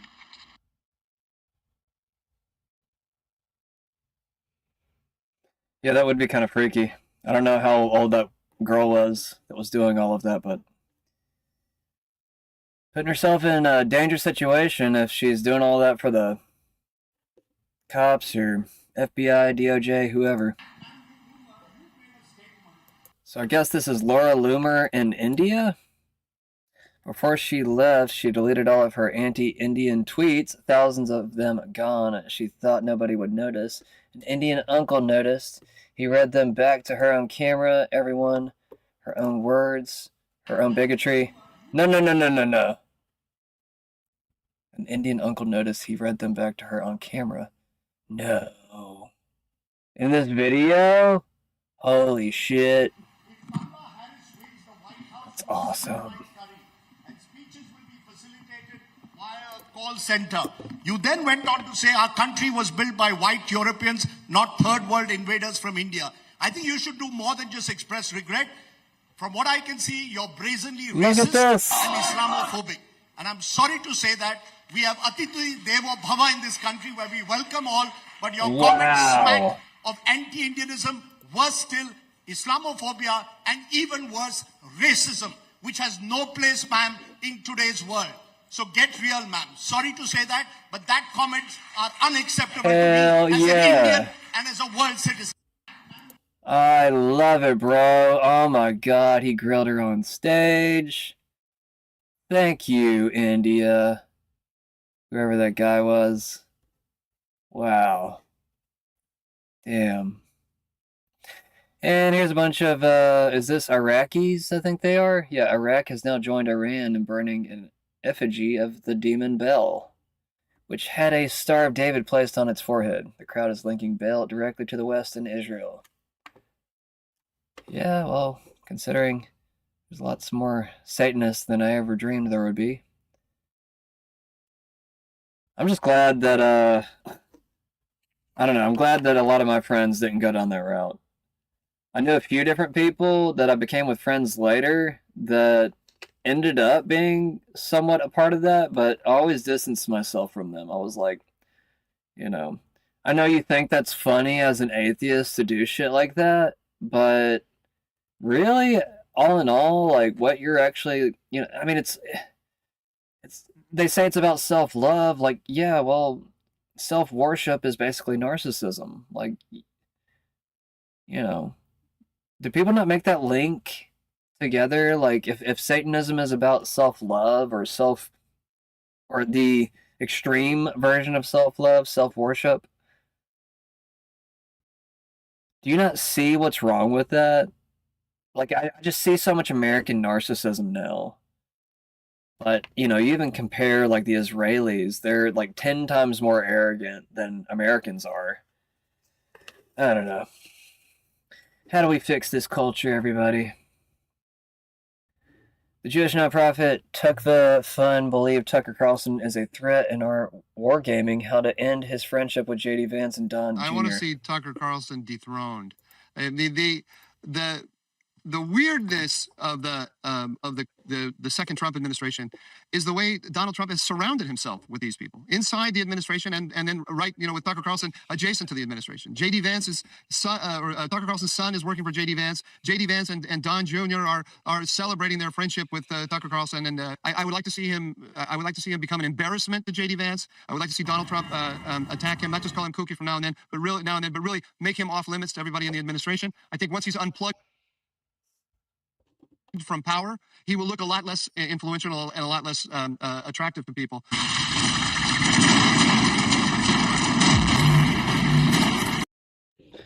White House says, please keep the brave airmen, their families, friends, and units in your thoughts. In the coming hours and days, our service members make an incredible sacrifice to go forward. Before I start with an update, I also want to address the tragic loss of our KC-135 refueling aircraft yesterday. The incident occurred over friendly territory in western Iraq while the crew was on a combat mission, and again was not the result, as CENTCOM has said, was not the result of hostile or friendly fire. We're still treating this as an active rescue and recovery operation. As CENTCOM announced this morning, 4 airmen have been recovered, and the Air Force and U.S. Central Command will provide updates as information becomes available. Please keep these brave airmen, their families, friends, and units in your thoughts in the coming hours and days. Our service members make an incredible sacrifice to go forward and do the things that the nation asks of them. It's a reminder of the true cost of the dedication and commitment of the Joint Force. Democrats win a Florida election for the first time in 30 years. More bad signs from Owen Schroyer. Let me click on what post this was. Gary Prejean Bowler puts out, our Zionist supremacist government hates Catholics because we have the truth. In this video, before I'm not even going to play this video, but Zionism making Protestant politicians in America anti-Catholic. I hate this weird affiliation between Zionism and certain Protestant leaders, because that doesn't represent Protestantism as a whole, if you ask me. I mean, Protestantism was actually entirely against the authoritarianism of the church, which is why it revolted against the Catholic Church. The Catholic Church became too authoritarian and too oppressive towards the actual people, and then started to contradict the Christian values themselves. So naturally, a Protestant is protesting authority. Why? What do you protest, period? You're always protesting authority. If you ever protest anything, you're always protesting to the authority to get what you want.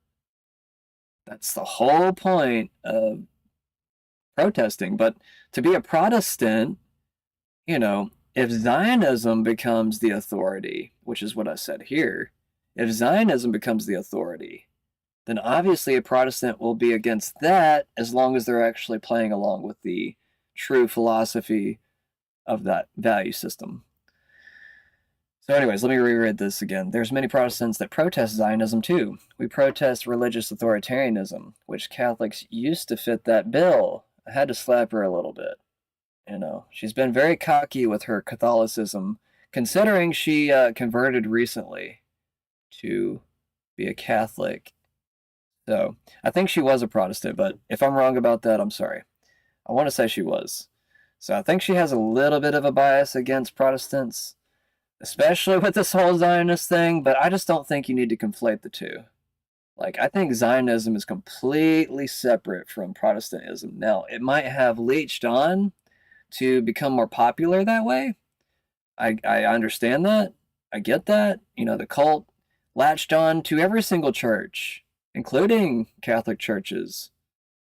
Not just the cult, but, as I've covered on here before, the CIA actually infiltrated the church. There's CIA documents about it. Now, they mainly went to Protestant churches, but they also went to Catholic churches. They also went to some of the other branches. So, don't always conflate these things together. If a Protestant is true to its value system, they will protest authority, religious authority in this case.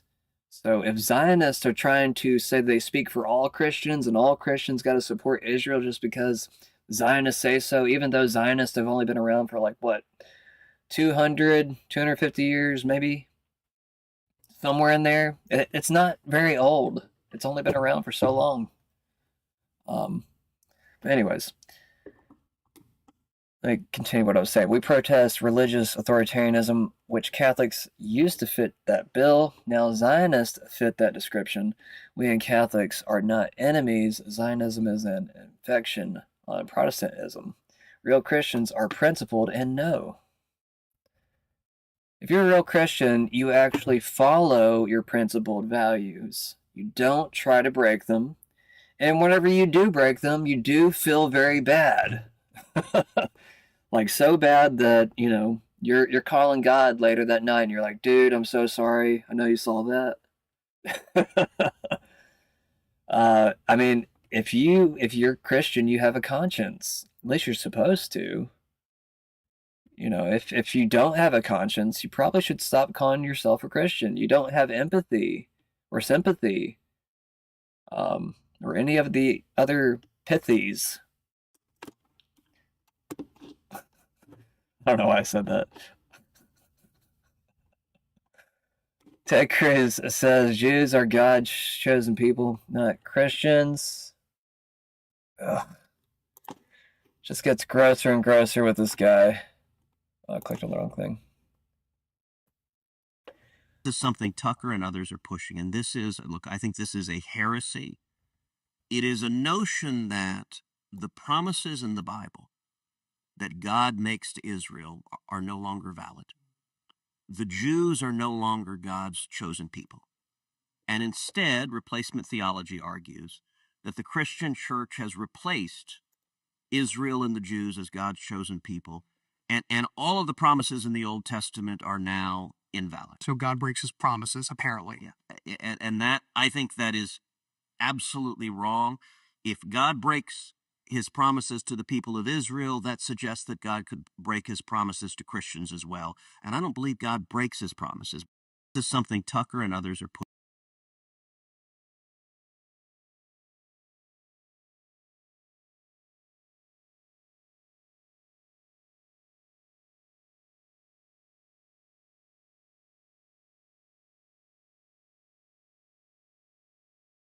Shit, sorry guys. I thought I was talking. My mic was off for a second. 5 U.S. Air Force refueling planes hit an Iranian strike on Saudi Arabia. Wall Street Journal reports.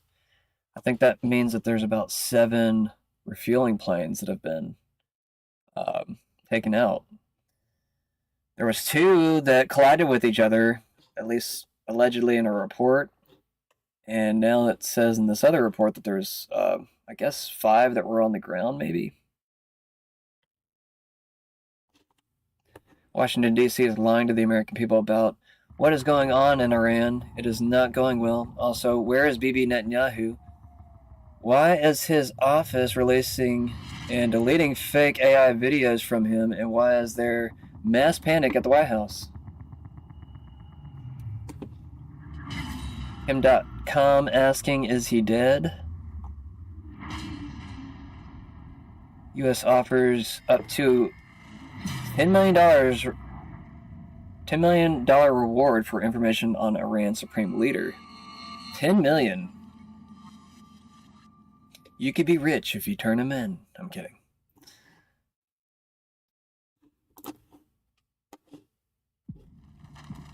Last night, President Trump announced that U.S. forces had bombed Karg Island, the heart of Iran's oil industry. He said the U.S. destroyed military targets, not infrastructure needed to keep the oil industry running. Here's his post. Moments ago, at my direction, the United States Central Command executed one of the most powerful bombing raids in the history of the Middle East and totally obliterated every military target in Iran's crown jewel, Karg Island. For reasons of decency, I have chosen not to wipe out the oil infrastructure on the island. Notice what he didn't bomb. That's not instinct, that's a plan. This morning's press and social media are full of anonymous sources saying what we've heard all week long. Trump has no plan. He's acting on instinct only. Now there will be boots on the ground and out-of-control oil prices. The Wall Street Journal leads with, Trump knew the risk of blocking the Strait of Hormuz. He went to war anyway. Their article warns of stagflation, a quagmire, catastrophic economic consequences, as if Trump didn't already know them. They're all wrong. Trump didn't start preparing for this war 2 weeks ago. His ultimate goal, and nobody in the press will discuss it, is the complete demolition of a 50-year financial empire built on oil, terrorism, and manufactured crisis. The people screaming loudest that America is losing, they're the ones profiting from the old petrodollar economy that Donald Trump is methodically replacing. I'm Barbara Boyd, and I've tracked the imperial great game for decades, the way financial empires use oil, terrorism, and manufactured crisis to keep sovereign nations on their knees. I know this playbook. 3 things today. First, the proof that the president and his team have this under control, as much control as you can ever have in a war.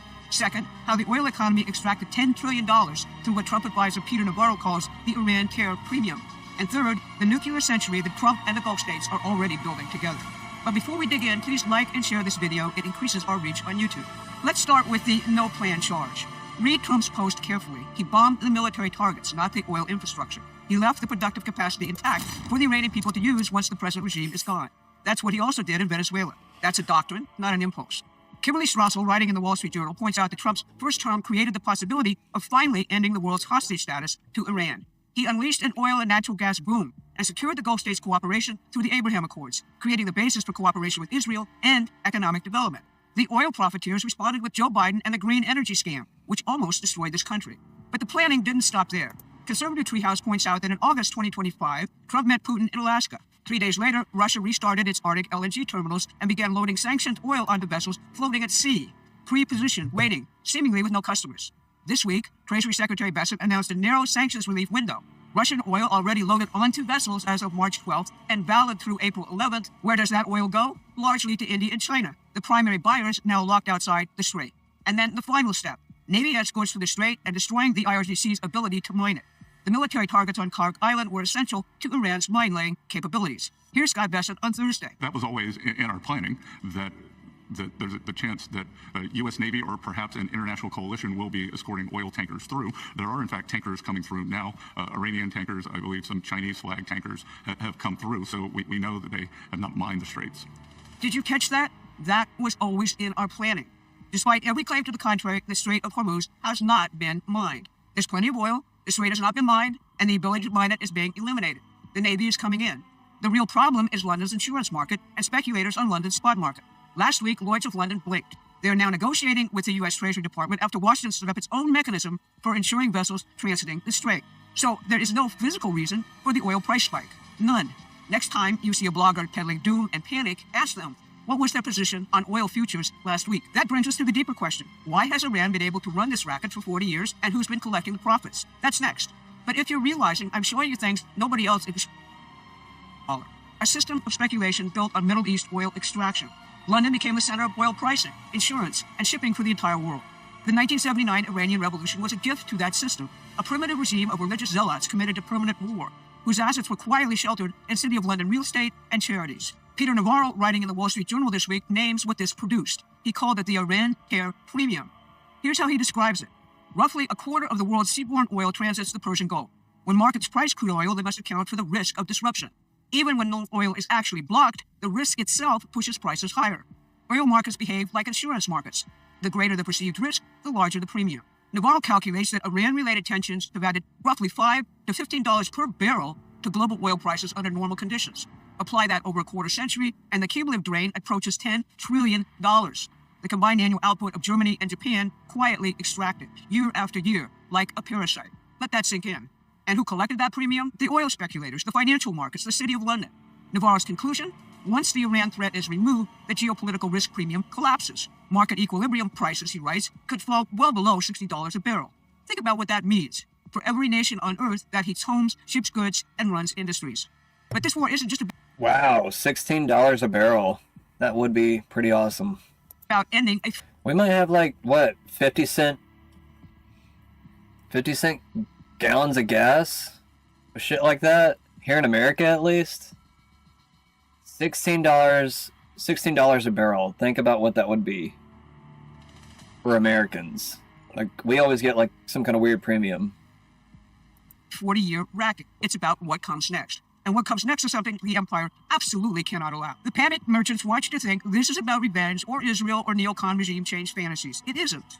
Look at what Trump was doing in November, before a shot was fired. He was in Riyadh with Crown Prince Mohammed bin Salman signing a civil nuclear cooperation agreement with Saudi Arabia, the first of its kind. Here's Secretary Wright. A historic day today, where the United States and the Kingdom of Saudi Arabia came together on a deal on civil nuclear cooperation, together with bilateral safeguard agreements. We want to grow our partnership, bring American nuclear technology to Saudi Arabia, and keep our firm commitment to non-proliferation. Huge cooperation. All of this made possible because Saudi Arabia gets a nuke? Of prosperity at home and peace abroad. Wow. Alright. Alright, last video, and then we're gonna play this game. America is still trying to figure out how to stop the Shahed 136. Iran has already moved on. They're not just improving the design, they're building an entire family of drones that will make the Shahed 136 look like a toy. And here's the part that should terrify every Western general. These new drones are being designed specifically to counter every defense system the West is now deploying. Let me introduce you to Iran's next nightmare. First, meet the Shahed 136B. Remember how the original Shahed 136 had a range of 2,500 kilometers? Well, Iran looked at that and said, not enough. The Shahed 136B has a reported range of over 4,000 kilometers, and it costs the same price, $20,000. Same moped engine, same cheap components. But now it can reach any target in Europe launching from Iranian soil. Think about what that means. Iran doesn't need to sneak drones across borders, doesn't need to position them near enemy territory. They can launch from Tehran and hit Berlin, from Tabriz and reach Rome. And because it's using the exact same low-cost design, the economic equation doesn't change. Stopping it still costs 200 times more than building it. But that's just the warm-up. Because Iran isn't satisfied with just extending range, they want to make these drones unstoppable. Enter the Shahed 238. This is where Iran stopped playing games. The Shahed 238 abandons the moped engine entirely. Instead, it uses a turbojet engine, the same type of engine you'd find on cruise missiles. And suddenly, everything changes. Speed? The Shahed 136 flies at around 185 kilometers per hour. Slow enough that even old Soviet anti-aircraft guns can shoot it down if they get lucky. The Shahed 238, over 700 kilometers per hour. That's nearly 4 times faster. Fast enough that by the time radar detects it, air defense systems have seconds to react. And remember, these still fly low, still come in swarms, still cost a fraction of what it takes to stop them. But speed isn't even the scariest part. The Shahed 238 reportedly uses advanced guidance systems, not just GPS, but terrain mapping radar and optical recognition. That means even if you jam GPS, even if you try to confuse it electronically, this drone can see the target and adjust course in real time. And yes, it's more expensive than the Shahed 136. Estimates put it somewhere around $100,000 per unit. But let's put that in perspective. America's newest air defense interceptor, the SM-6, costs over $4 million. That means Iran can build 40 Shahed 238s for the price of one American missile. 40 drones, one interceptor. You see the problem now? And here's where it gets truly insane. While the United States, with its trillion-dollar military budget, is still struggling to develop a cheap counter-drone system, still spending billions on Patriot missiles to shoot down $20,000 targets, still years away from fielding anything comparable. Iran is already planning to retire the Shahed 136. Let that sink in. The weapon that humiliated NATO, that changed modern warfare, that every country is now Look at that, you can attach it to a truck. Iran considers it old technology. They're moving on to faster drones, smarter drones, longer-range drones, drones with artificial intelligence, drones that can hunt in packs and coordinate attacks without human input. And the West? The West is still trying to reverse engineer the flying lawnmower they mocked 3 years ago. This is what happens when you underestimate your enemy.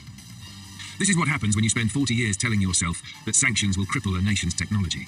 And then you wake up one day to realize that nation just revolutionized warfare while you were busy printing propaganda. Iran didn't just build drones. They built a production line that can churn out thousands of these weapons faster than the West can afford to stop The President of the United States today said on camera, we're thinking about using nukes against Iran. He said we could eliminate Iran, make it uninhabitable forever in an hour. We could take them out by this afternoon. In fact, within an hour. They literally would never be able to build that country back. We have weapons that can do that. Well, those are nuclear weapons. The President of the United States just saying out loud, if this gets more intense, we could nuke them. And again, there's been very little attempt to convince you that we did this in America's national interest. The Secretary of State just came out and said we did it because Israel forced our hand. So they've been pretty direct about what is going on here and what the stakes potentially are. The President of the United States threatening nuclear weapons. Well, that's on the table. The President of the United States today 40 years ago, Iran realized something terrifying. It realized that it could never defeat America in a traditional war. So instead, it prepared for a totally different kind of war. To understand this strategy, we have to go back to the 1980s. At that time, Iran was fighting one of the longest and deadliest wars in modern Middle Eastern history, the Iran-Iraq War. For 8 brutal years, from 1980 to 1988, Iran and Iraq fought a conflict that killed hundreds of thousands of people and devastated both countries. During this war, Iran learned a painful lesson that modern warfare had changed. Countries with advanced technology, powerful air forces, and strong allies had a massive advantage. Iran realized that if it ever faced a superpower like the United States, fighting a traditional war with tanks, jets, and large armies would be extremely difficult. So Iranian military planners began thinking differently. Instead of preparing to defeat stronger enemies in a direct battle, they started designing a strategy that could make any war extremely costly for the opponent. This is known as asymmetric warfare. In simple terms, asymmetric warfare means fighting a stronger enemy by avoiding its strengths and attacking its weaknesses. Rather than competing with American aircraft carriers and stealth bombers, Iran focused on cheaper, flexible weapons and tactics that are harder to stop. One major part of this strategy is its investment in missiles and drones. Instead of spending enormous amounts of money on modern fighter jets, Iran developed a large arsenal of ballistic missiles and long-range drones capable of striking targets across the region. And in recent years, these drones have become one of Iran's most important strategic tools. These low-cost attack drones can travel long distances and overwhelm air defense systems when launched in large numbers. Recently, Iran used waves of these drones to target military bases and infrastructure across several Gulf countries, including the UAE, Qatar, Bahrain, Kuwait, and Saudi Arabia. The cost of engaging these drones far exceeded the cost of the drone itself. So this way, Iran is mathematically bleeding these rich Gulf countries. Now, another key pillar of this same strategy is Iran's network of allies across the Middle East. Over the past few decades, Iran has built relationships with armed groups in several countries, including Lebanon, Iraq, Syria, and Yemen. These groups act as Iran proxies and gives it influence far beyond its own borders. And as a result of this strategy, in this ongoing Iran-Israel war, the pressure is appearing in many places at once. Instead of one battlefield, there are several. Similarly, geography also plays a crucial role in Iran's strategy. Iran sits next to one of the most important waterways in the world, the Strait of Hormuz. This narrow passage connects the Persian Gulf to the global ocean, and around 20% of the world's oil passes through it every day. Iran has recently blocked this strait, and energy markets are already beginning to witness the impact of blocking this choke point. Then Iran's naval strategy also reflects its asymmetric approach. Instead of building a navy similar to the United States, Iran relies on smaller, faster boats equipped with missiles and torpedoes. In large numbers, these boats can move quickly and create difficult situations for larger ships operating in the confined waters of the Persian Gulf. Finally, Iran's military structure is designed to keep functioning even under heavy pressure. The Islamic Revolutionary Guard Corps and its affiliated forces are organized in ways that allow different units. Shut up. Whew. About to give me a heart attack.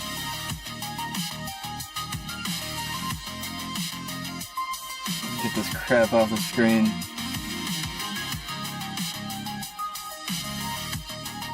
There we go.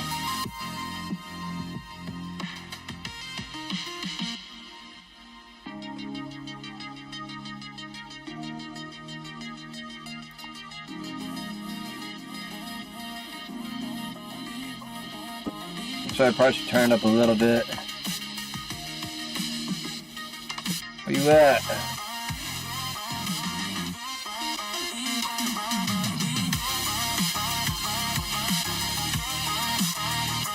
The weekend. I'm gonna play my music, not Batman's music. Batman's music sucks.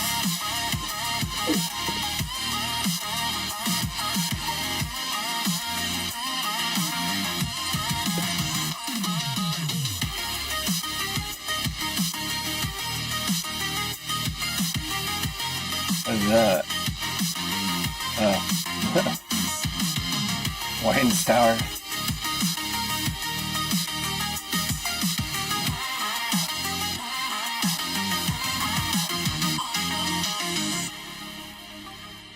Where's the other missions at?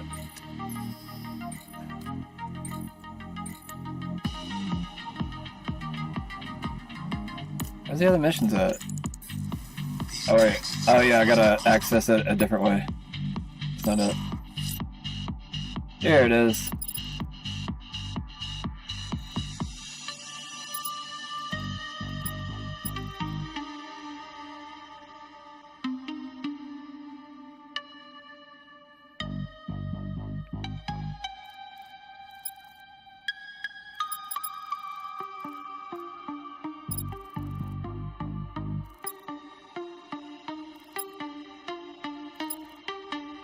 Still not available? Fine. Alright. Sir, Stag's airship's been hooked and tethered. We're reeling him in. Good. Get in there, find Stag and interrogate him. And Lieutenant, I'll assign you an extra unit for guard duty. Who are we guarding? Scarecrow. The boss wants to come aboard.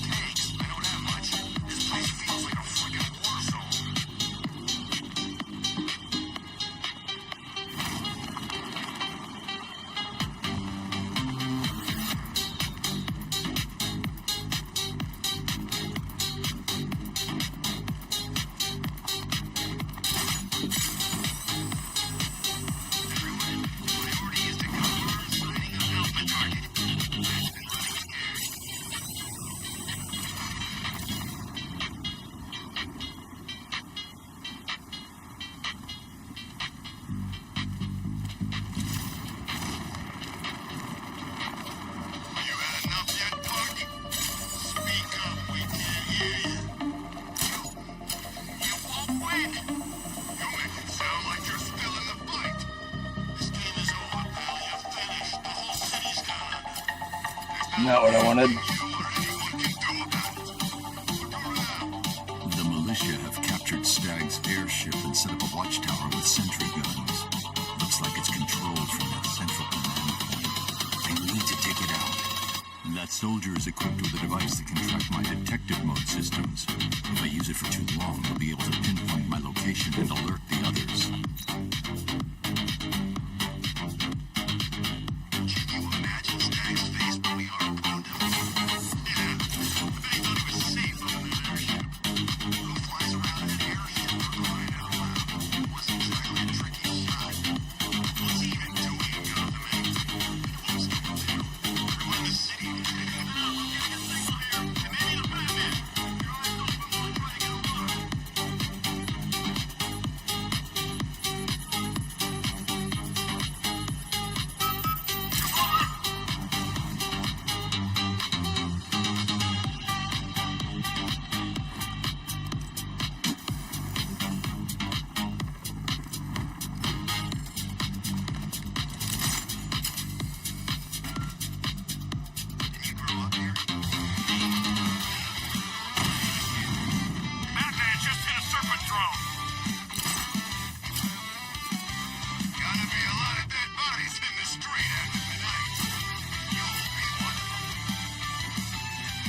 Not this song right now. I want to turn it up anyways. The hell?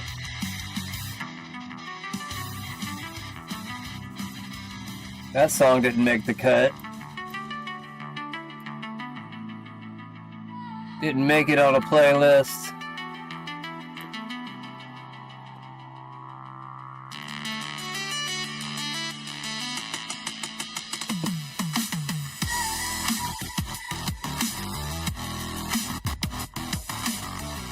Give me something good. Tank battle. That sounds good. Maybe. I'm gonna trust it. Let's go.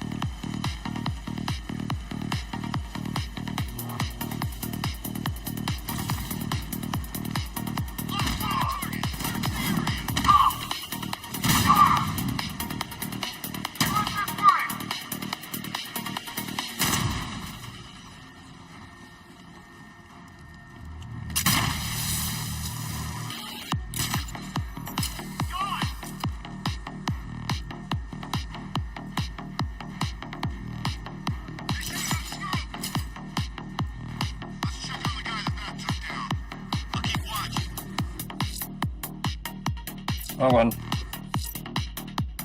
Where's it at? There it is.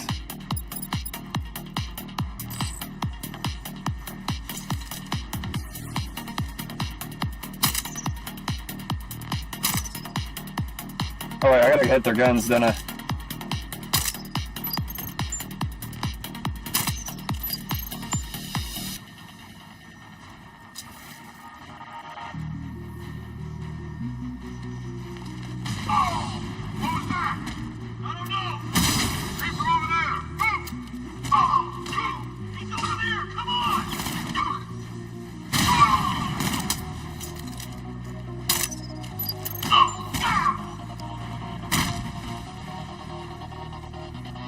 I'm a professional, guys.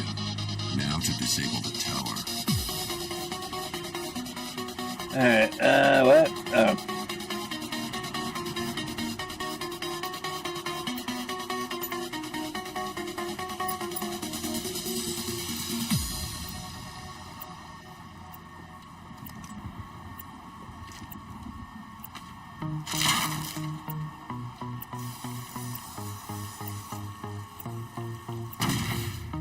Why would you do it right there?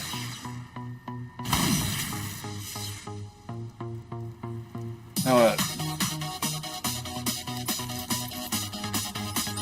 I'm at the airship. What did you find? Well, the ship's original schematics reveal a service hatch that should be accessible from the top of the aircraft. It would seem Mr. Stagg is rather protective of his research. I expect the security to be high. Thanks, Alfred.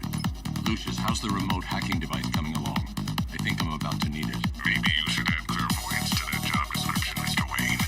I'm uploading the latest decryption software to the device in the vault at Wayne International Plaza. You can collect it from there.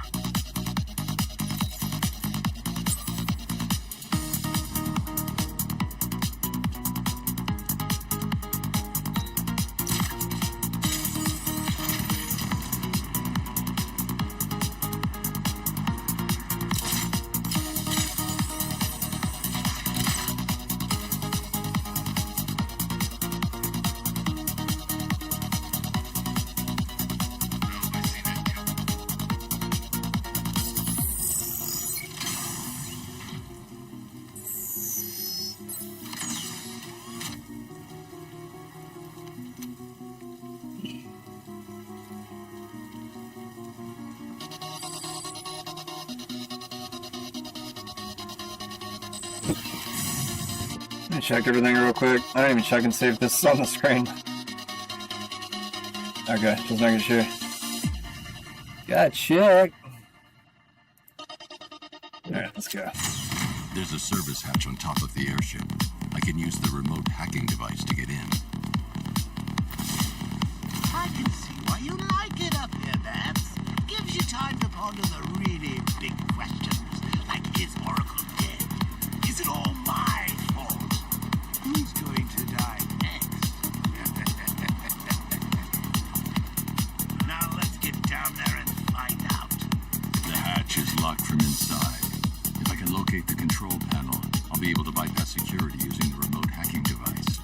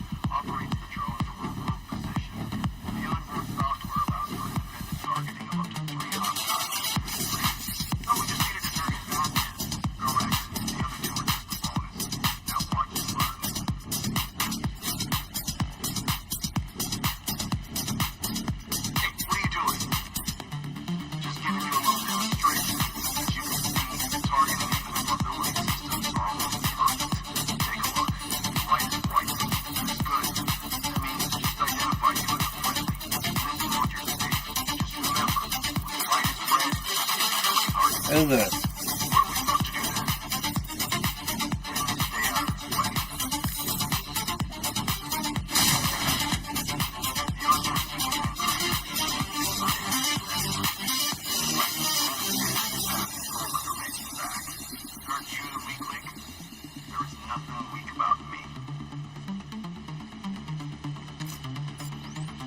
I should target the soldier controlling the drone. Check this place out. Mr. Stagg doesn't seem like he's got money for it. I've got the codes. Now I can turn that drone against them. Something about hot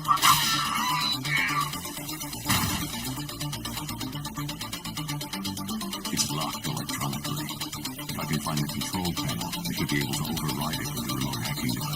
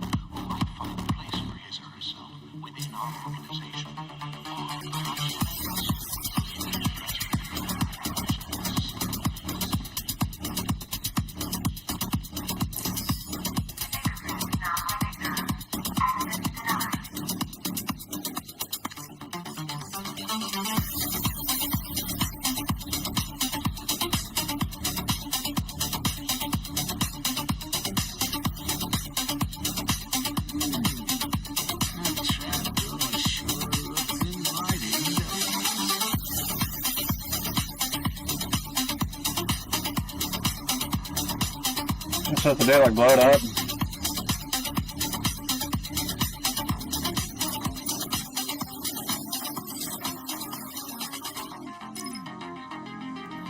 at the size of this thing. I haven't measured. I think it might even be bigger than your codpiece. There's no way you're going to be able to shift this.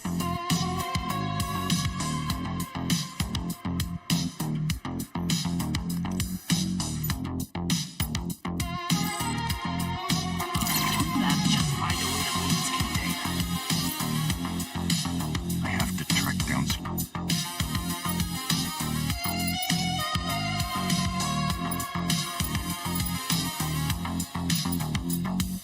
I do want to move it.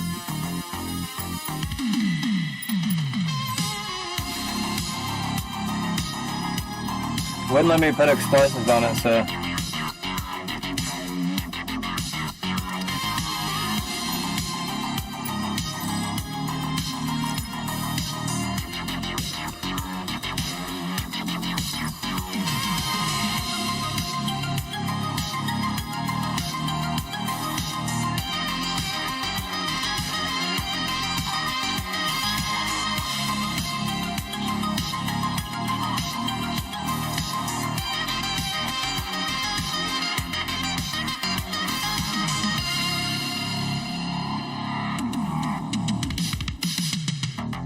Hey, what is that?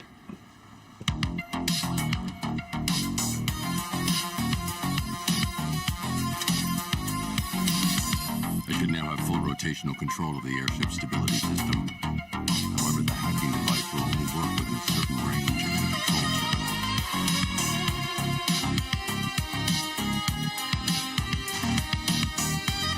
Ah, that did it. There we go.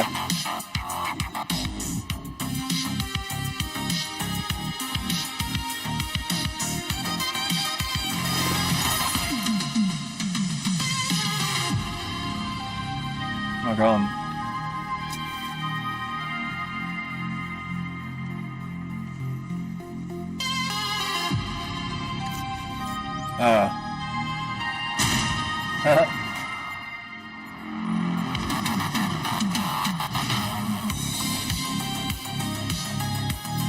Kind of fun.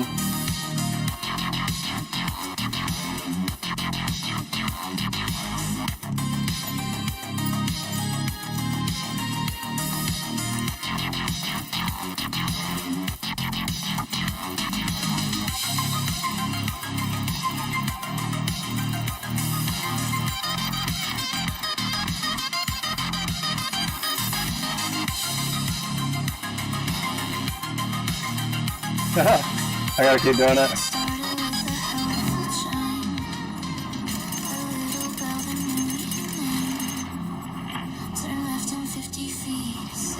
That's fun.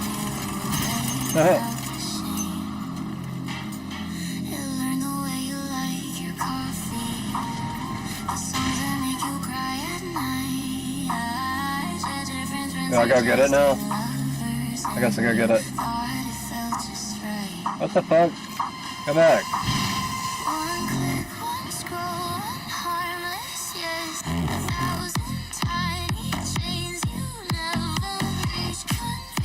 Why didn't it let me get it? Oh, okay.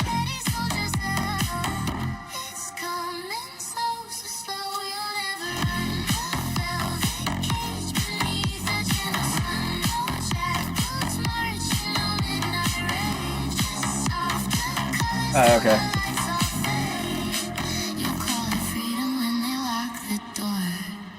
Because you asked them to the night before.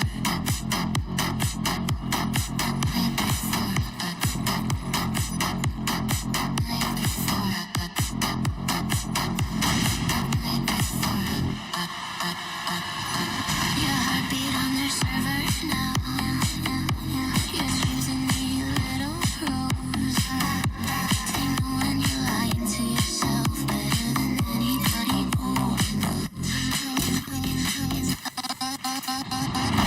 Top your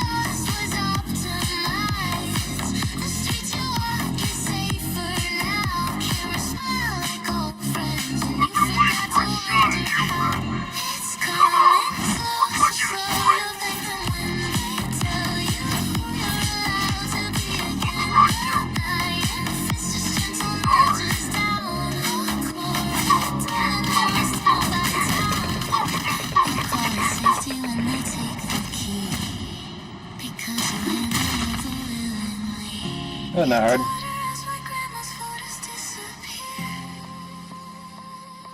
Your son can't find the words that got erased last year.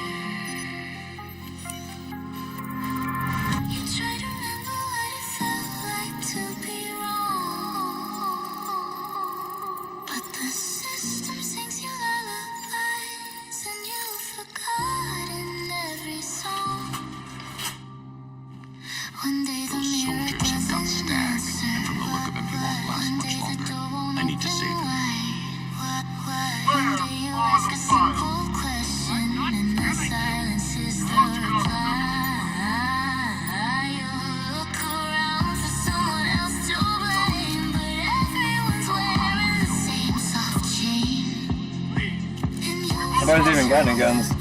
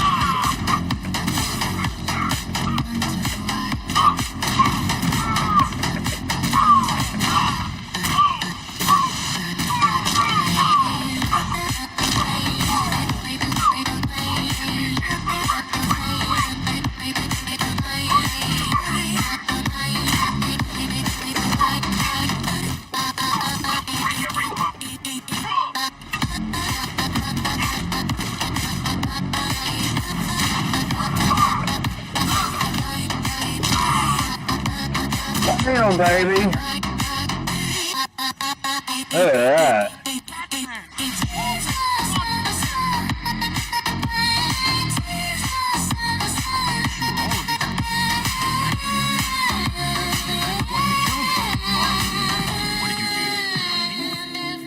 Animals came in and just started shooting. They were collecting those cylinders. Nimbus generators. A totally clean power cell technology we've been developing. Where's Scarecrow? He's on the second airship. Did he have anyone with him? You mean Barbara Gordon? I think we both know she's probably dead, don't we, Bats?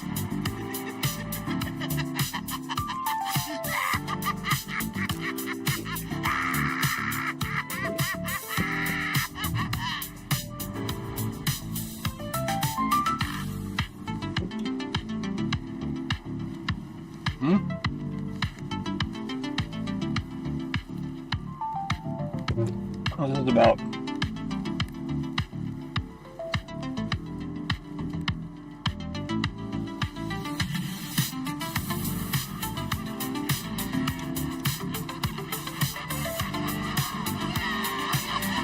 He's fucking with me.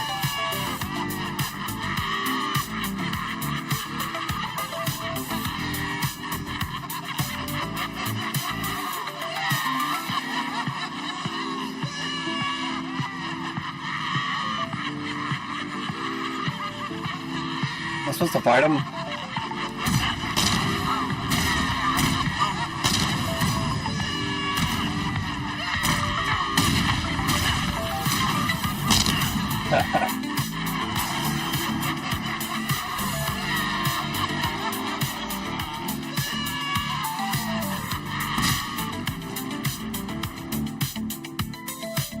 Target is secure. We're bringing him to Arc 2.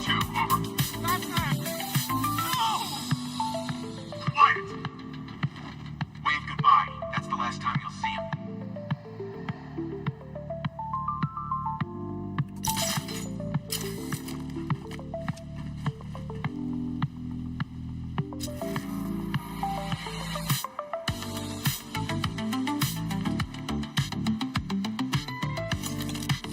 Oh, wrong button.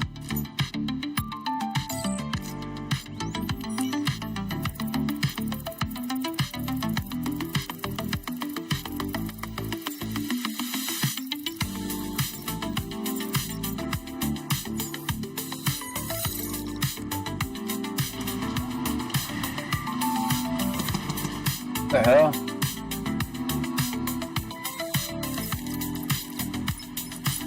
Stag's been taken to Scarecrow on the second airship, but it's protected by gun turrets. Bear with me a moment, sir.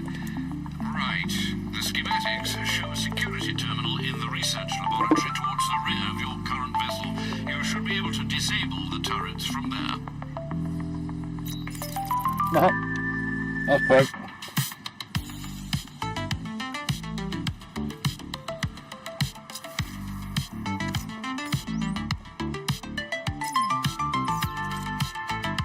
These access points are programmed to only recognize Stag's voice.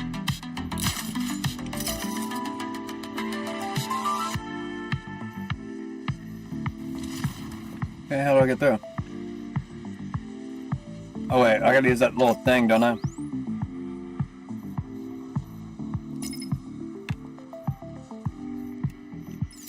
How do I get his voice?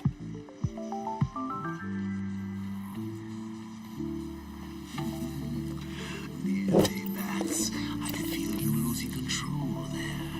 A little more of that vicious sarcasm all over.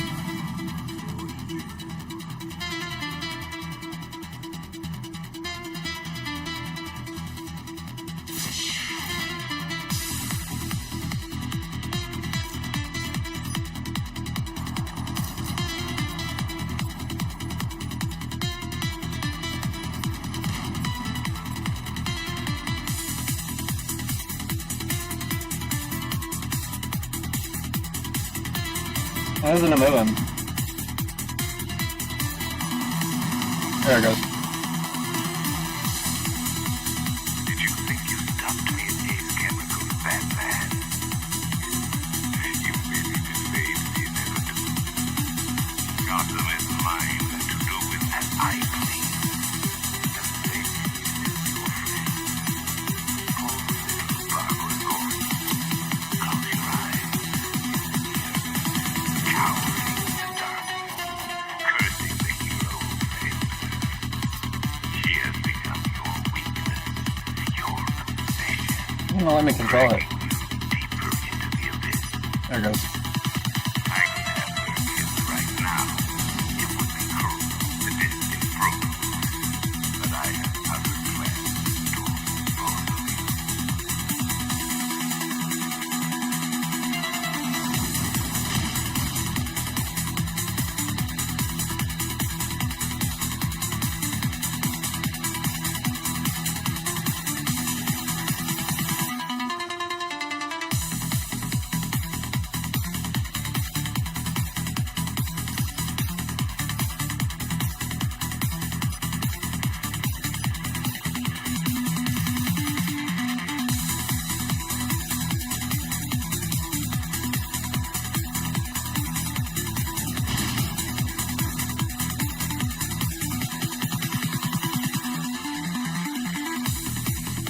Okay, so I was actually supposed to keep it on. I didn't know. Oh, thank you. Alright, now do it. Now do it. There you go.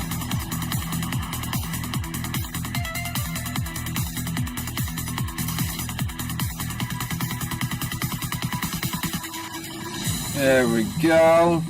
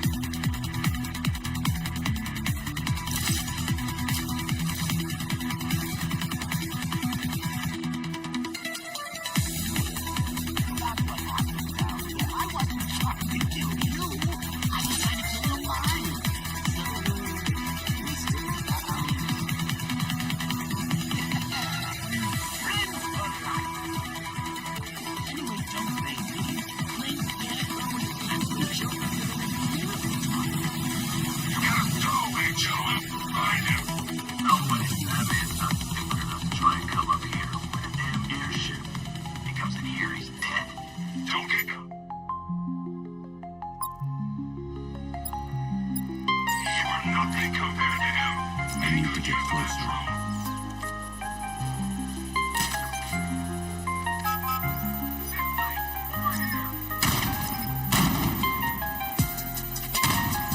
Hold up, I don't restart.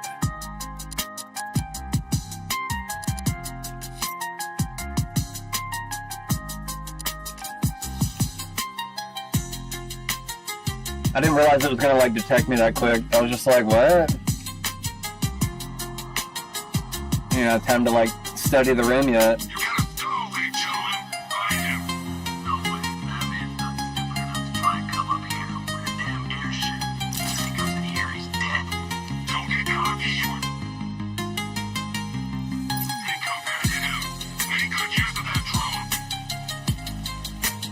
I downloaded the code. I can aim at the drone or its designated targets to turn it against them.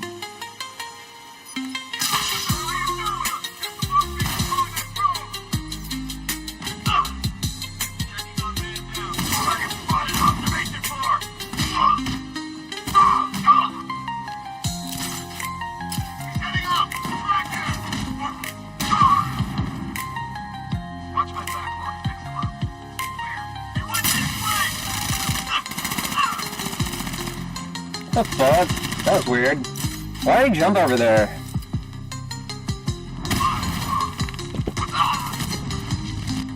That was weird. I don't know why he jumped over there. It was super odd.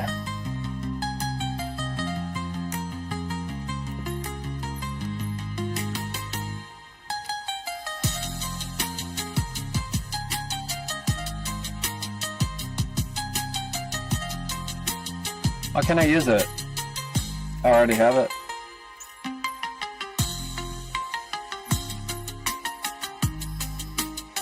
So I can't get anything? Why are you telling me about it then? There's the console. I need to clear the room of hostiles before I can use it. Huh? Ah, fuck that!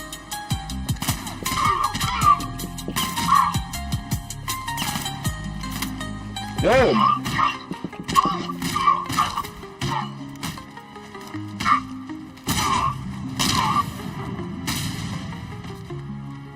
The jumping around shit. I can use that console to disable the airship's defenses. Sometimes it's helpful, sometimes it's just fucking stupid. Is that everybody?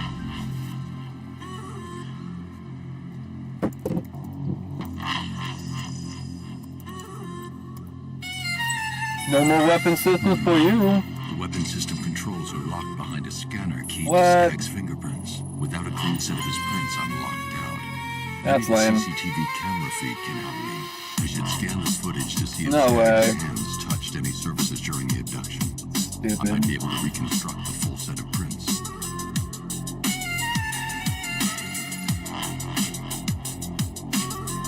Hold on. There's nothing here. I need to find surfaces he touched during his abduction.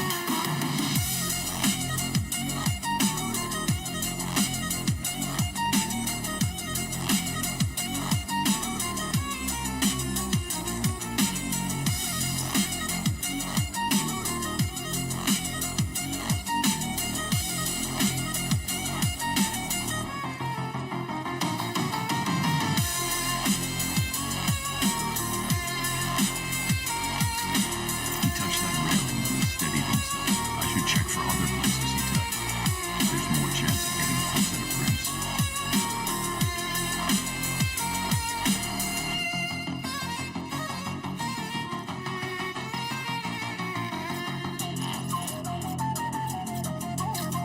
Stag left a handprint near the exit to the room.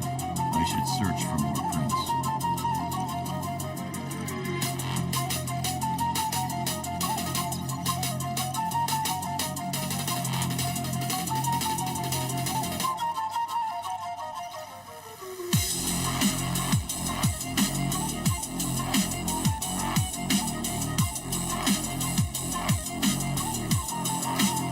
He touched the floor after he was thrown down the stairs. I should find more prints to reconstruct the whole set.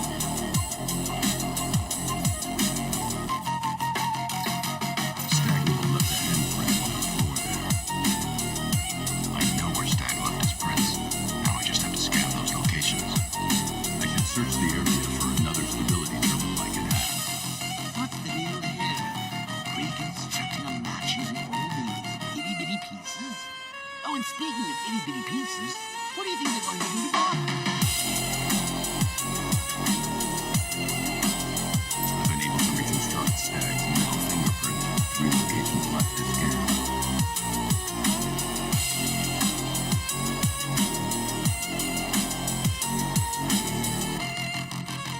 I've completed reconstruction of Stag's thumbprint. 2 spots left to scan. Where'd he go? This way? Huh? It doesn't seem like it fits the video now. Is there another one somewhere that I missed? He's right there. Is this the last one? I don't know. Fuck it. He left prints from his ring finger and little finger here. 1 site left. Which one did I miss?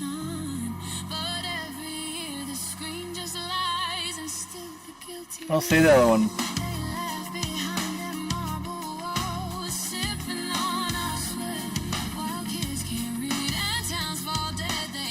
Did I miss it? Up here? Oh. I thought I got it. I've got the full set. I should be able to access Stag's computer system now.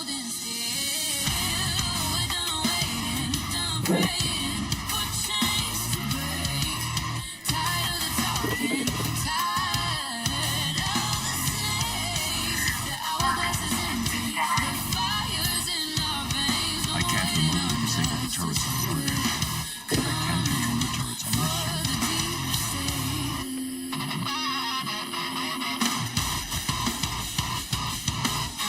You had it. That's the weapon he's dealt with. Scarecrow Stag.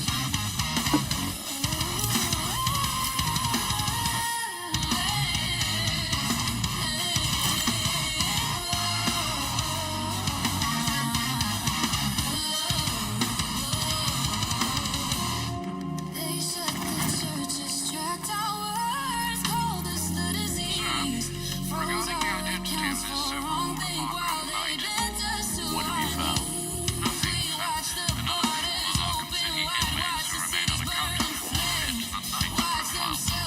Widen the search.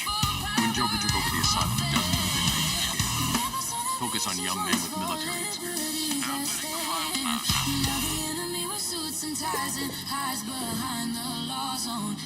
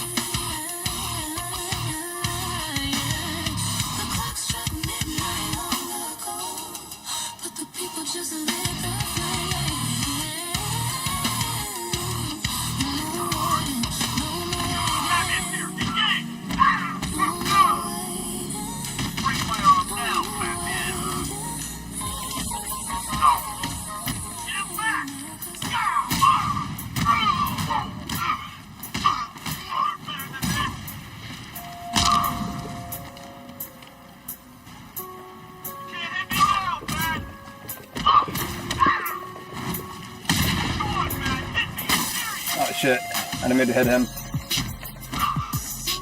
I'm trying to avoid him.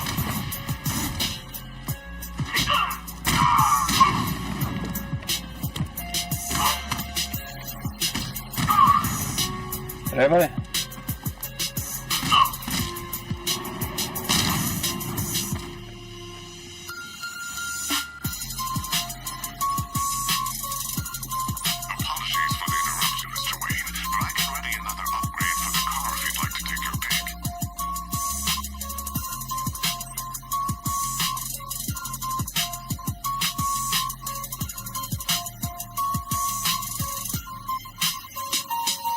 I don't know what that is. Weapon generator?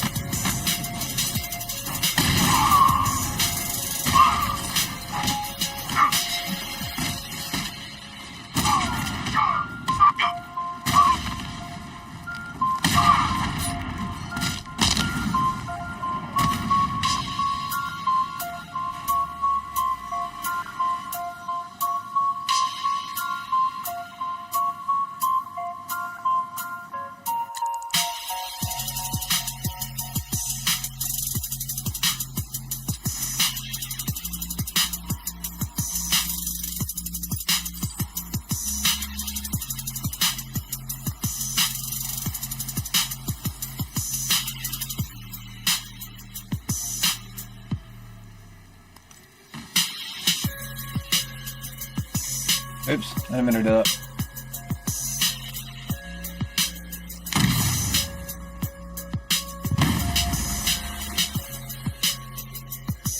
Gentlemen, an announcement.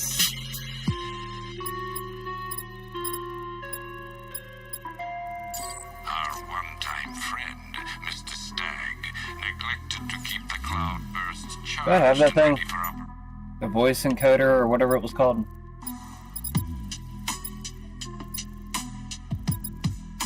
Do I get that later? I remember having it. need to do the job ourselves. I need men in biological engineering, varying energy cells to charge the device, and I need more men to defend them. Do not fail me.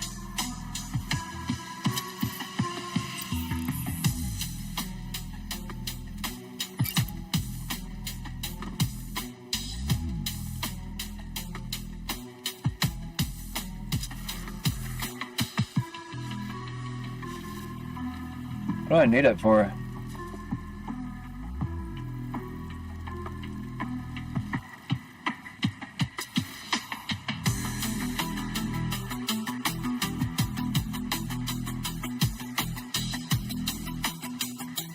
Can I get up there? Saw my thingy up here for a second. Where'd I go? Back out here?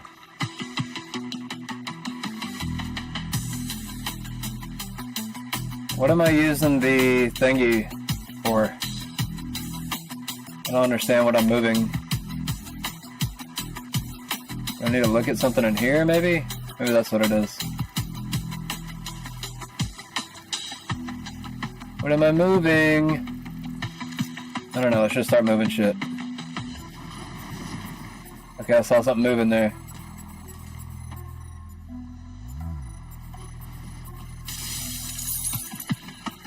I broke something. There we go. Let's check in there again. Oh, I didn't break it yet. Let's give it one more go then. Oops, wrong button. Whee! Got it! Yay!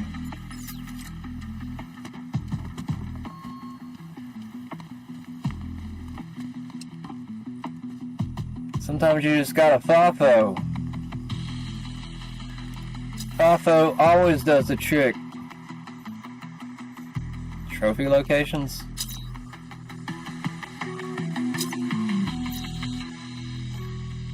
You're talking about trophy locations. Can I go through this? Nope.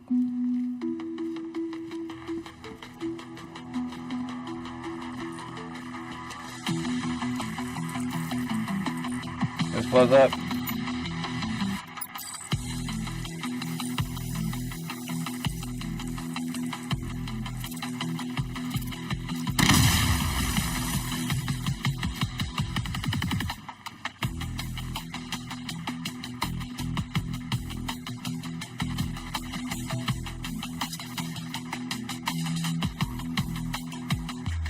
Here we go.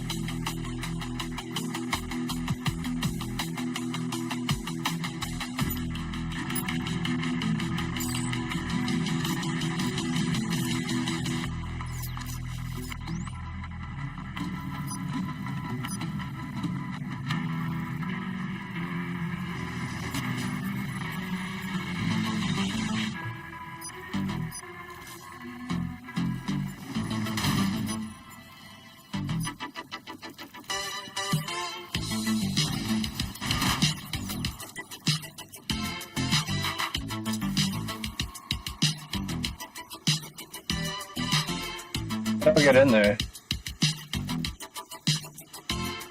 I don't see an opening anywhere. How do I get up above the top?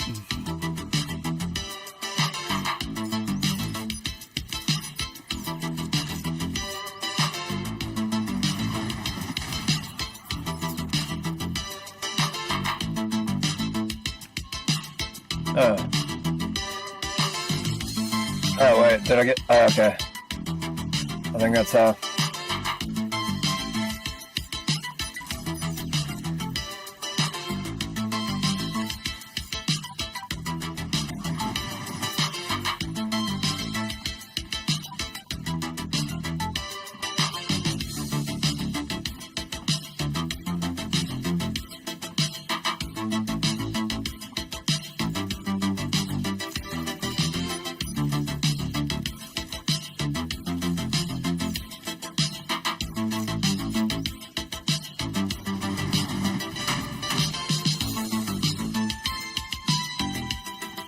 I'll make sure that's how I get in there. Okay. Just making sure.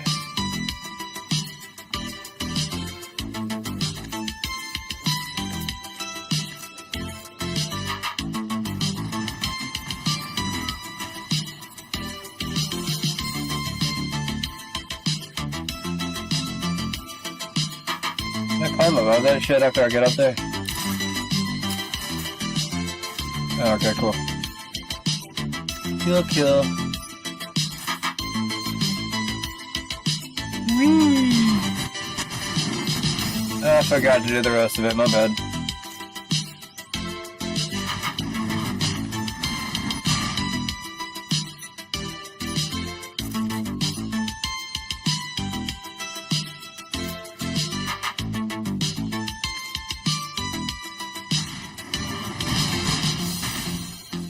I should get it right. Hey, how do I get down there?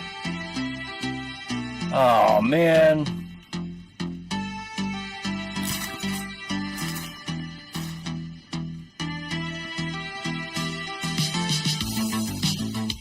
So it's not as easy as it looks.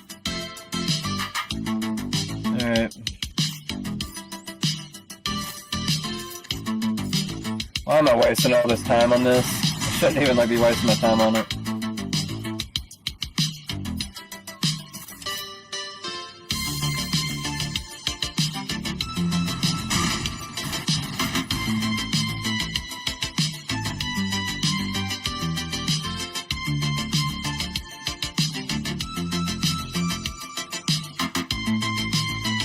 second. Okay, cool. Making sure. Yay!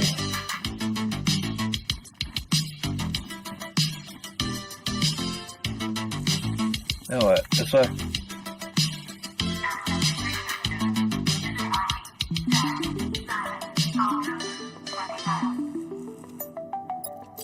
The revised formula works perfectly. It passes I don't care about Stag's notes. I'm just gonna press all the buttons and leave.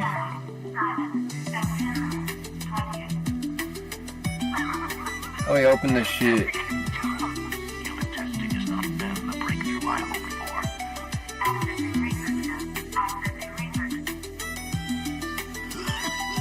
Get out of here, bitch. Fear toxin may be dangerous for you and your loved ones. Did you just die? You always come back.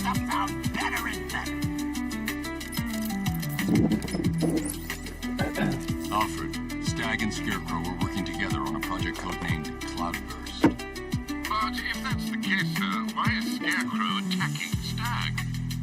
Stag must have double-crossed him. He's here for the device. I'm giving you remote access to Stag's computer network. Search for anything related to the Cloudburst. I need to know what it is. As you wish, sir.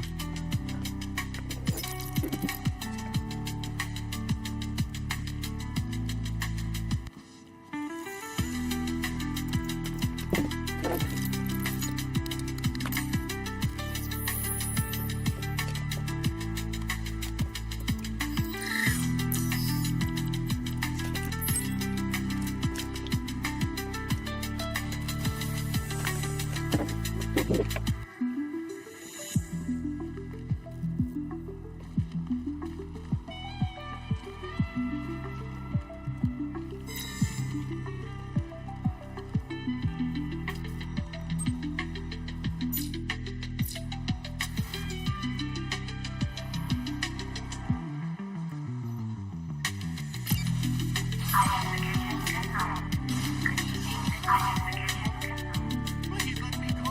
I've got so much money, even Batman won't be able to stop us. Oh! But you couldn't stop yourself from betraying Scarecrow for a little more. I'm sorry. I'm so sorry. No, you're not sorry yet. When Scarecrow's toxin starts pumping into this cell, I think you just might... God, no. I've seen what that stuff does. Someone help me, You'll attract a lot of attention when I take out the minigunner. I should leave him until last. All right, Owen. We need to charge the Cloudburst and stop Batman from getting to the boss. Fail at either of those objectives, and I will personally make sure you're sucking up fear gas with Stag. Got it? Keep going.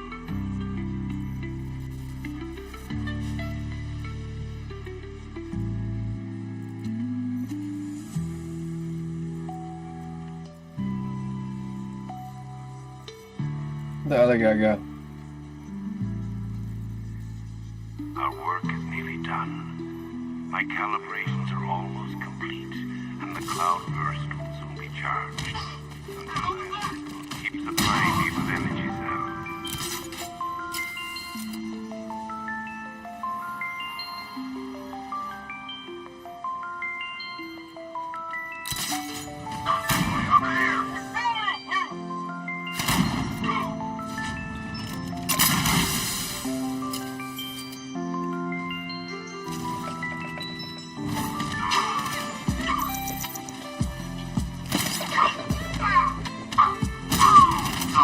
Go!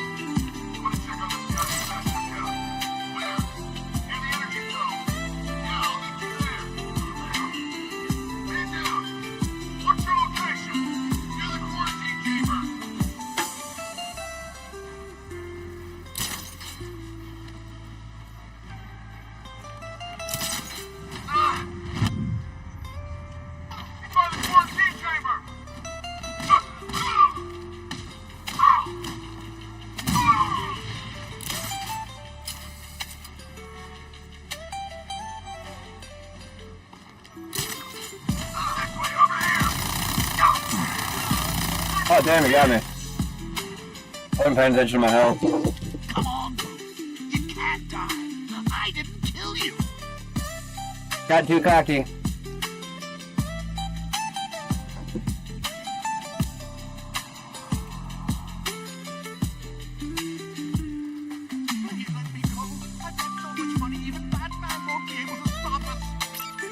It'll attract a lot of attention when I take out the minigunner. I should leave him until last. All right, Hogan. We need to charge the cloudburst and stop that thing from getting to the boss. Fail at either of those objectives, and then personally make sure you're sucking up fear gas with Stag. Got it? We need to get that thing charged.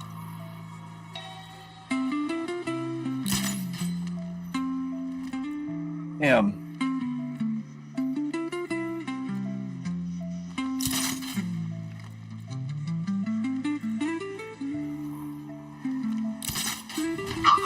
Our work is nearly done. My calibrations are almost complete. I see him! From the gas cage! Until then, keep supplying lethal energies out.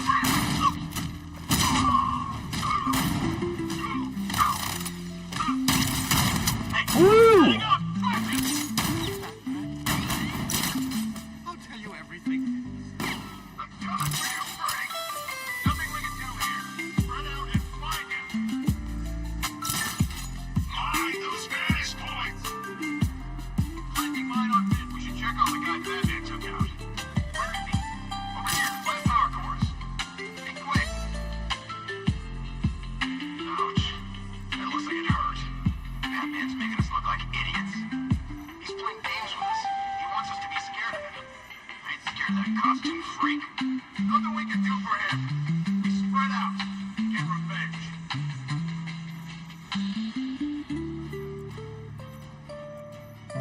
Yeah, mumble just coming. Yeah. Let me out.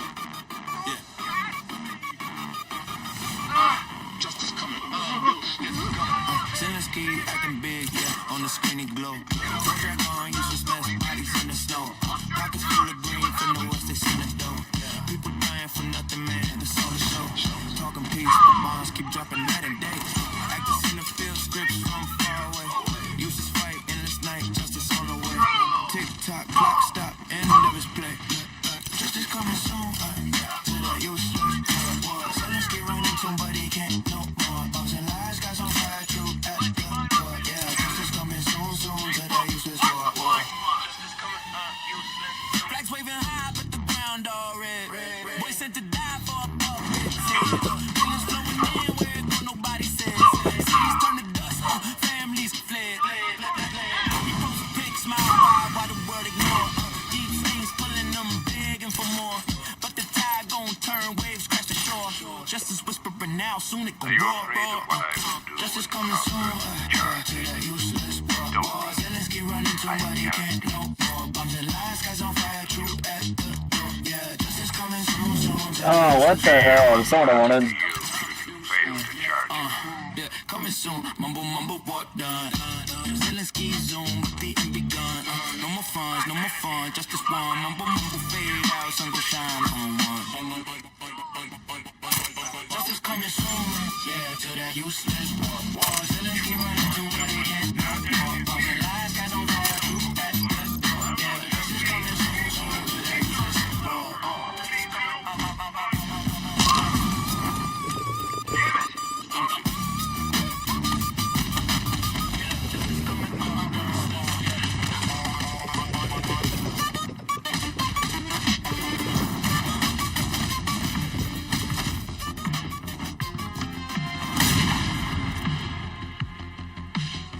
Gotta do things the smart way.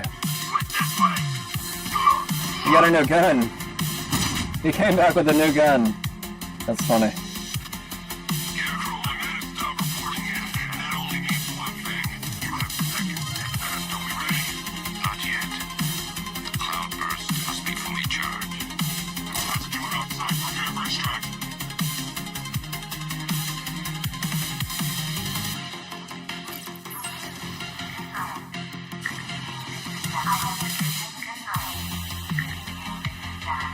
Alright.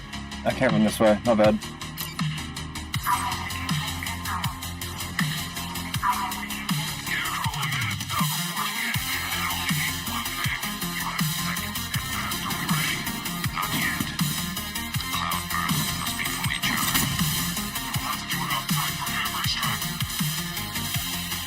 What do I do? I don't know where I'm going.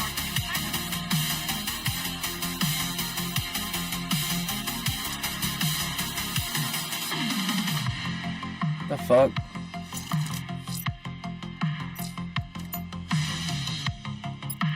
Too many gadgets.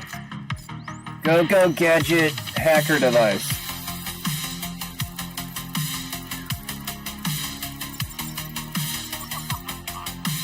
On.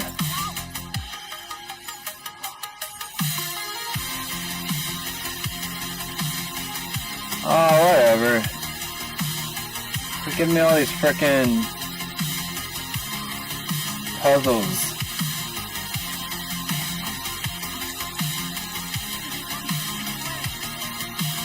Is he at? I don't know what I'm supposed to do. What's my fucking objective? Track down Scarecrow and Stag. Okay. Oh, he's up there. I knew that.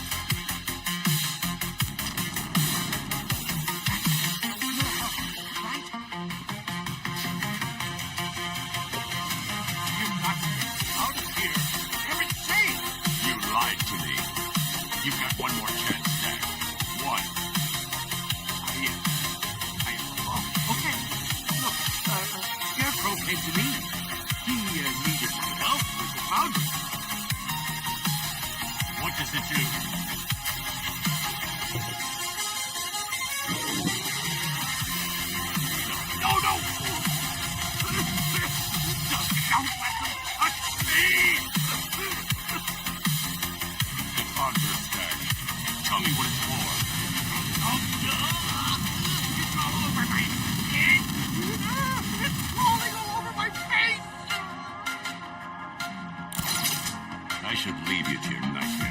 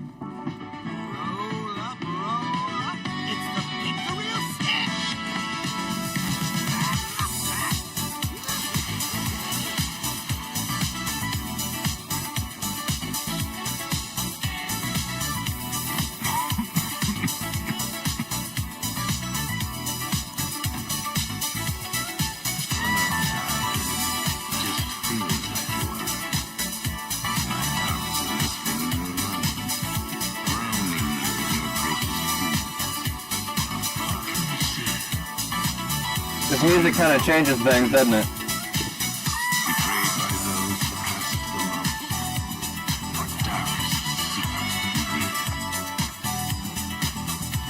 I need something a little bit more hardcore.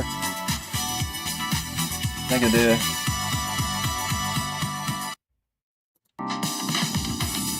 No. There we go. There we go. I was wondering what happened to my metal music.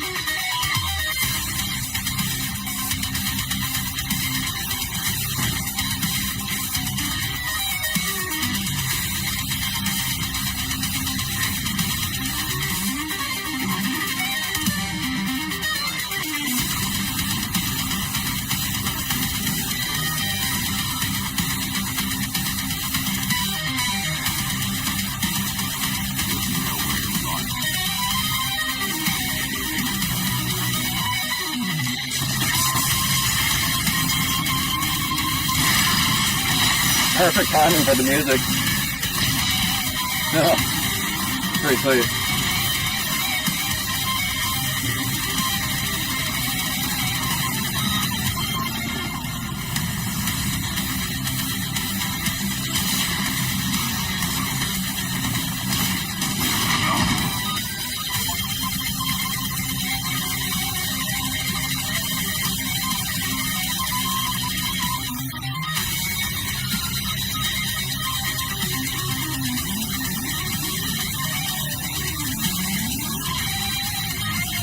Damn.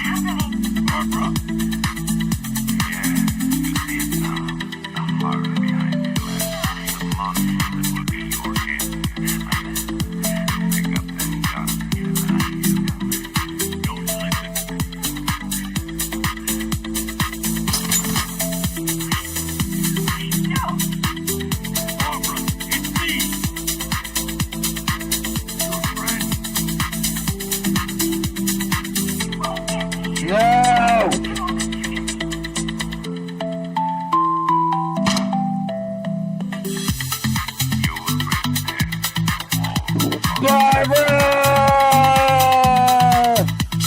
Gordon! He's gone, Godfrey. Scarecrow was punishing me.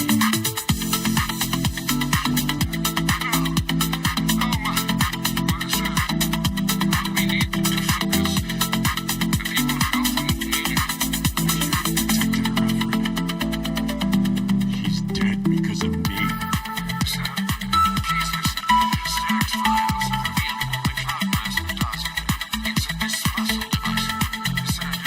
Wait a second. Let me change the song.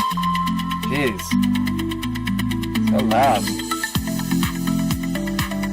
Whoa. I didn't even realize I turned it up all the way. My bad, guys.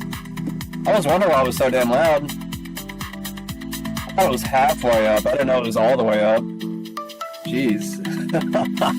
Oops. Damn. Now I feel bad.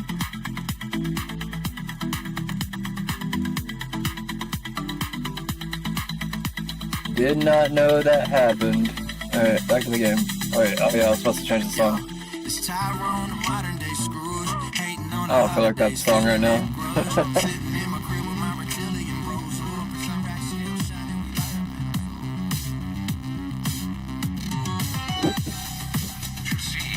Scarecrow has the means to engulf the entire city in fear toxin. You stopped him from making it operational, but I was wondering why it was so damn loud. I'm sorry, though. did you hear me? He heard you. Can you stand up already? Master Bruce, don't let Miss Gordon's death. Don't let it be for nothing. Oh, you can't bring her back. Let Uncle Jay take charge. No more bad memories. No more pain. No more fear. Scout on. Ivy. Oh, no. Sir, Alfred, run a satellite scan of the city. Let me know the instant you locate the cloudburst. of course, where are you going? GCPD. Ivy is immune to Scarecrow's toxin. You think she will help? She doesn't have a choice.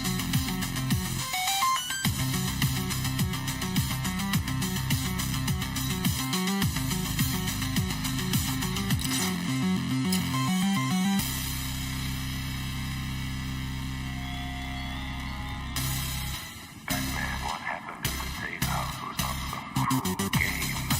It was necessary.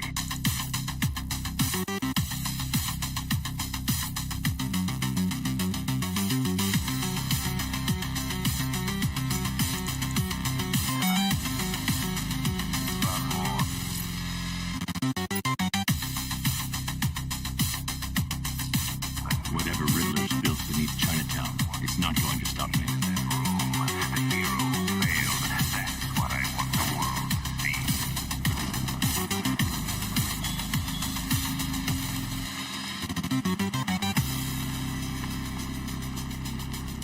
Look out! It's the rat!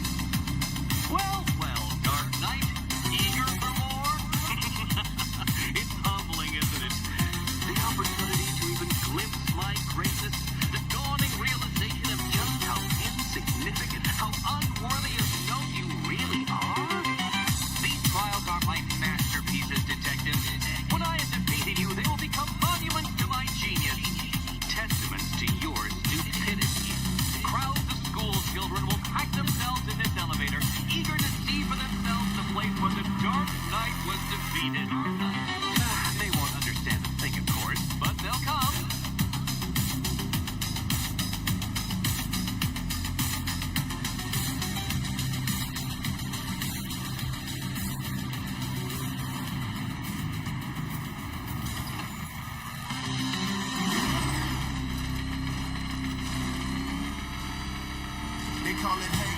I call it math. Check the DNA. Follow the path. No Ashkenazi, no party lines. You must provide power to the board, detective. You need the blood to play the game. Can't steal the base if you got no claim. You can't be anti-Semitic if you ain't Semitic. Simple logic, automatic. No need to get dramatic. No tribe, no vibe, no inherited beef. Just a stranger on the sideline offering no grief. Anti-this, anti-that. Labels don't stick. Can't hate the club if you're not in the clique. Come on. Scroll the family tree. Branches all bare. Not a single cone anywhere. Grandma was Irish. Grandpa was Greek. No menorah lit. Yiddish we speak. I'm just a tourist in the argument. You know, can't burn a house if I don't on the wall. I don't think you're going to figure this out. You ain't Semitic, simple logic, automatic. No need to get dramatic. No tribe, no vibe, no inherited beef. Just a stranger on the sideline offering no grief. Anti-this, anti-that. Labels don't stick. Can't hate the club if you're not in the clique. It's like suing for slander in the language you don't know, or crying racism at a culture you don't grow. Identity's the ticket. Gotta show the star. No boots in the soil. You're just a passing car. Yeah.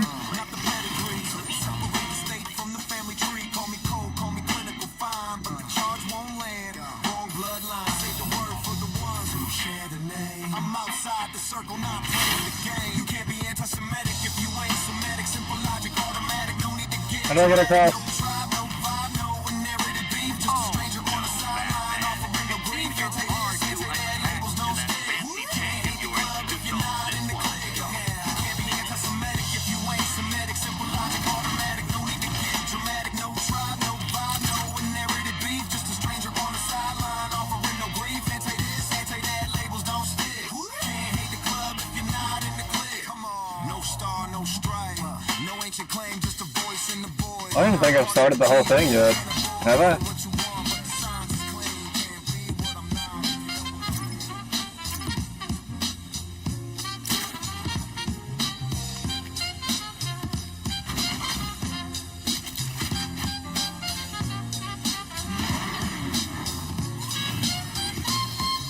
I don't get it. What's that do? Oh, okay. Oh, I got it right. Oh, okay, I got it. I get it. I get it. I gotta like remote drive it. No. Okay. I get it now.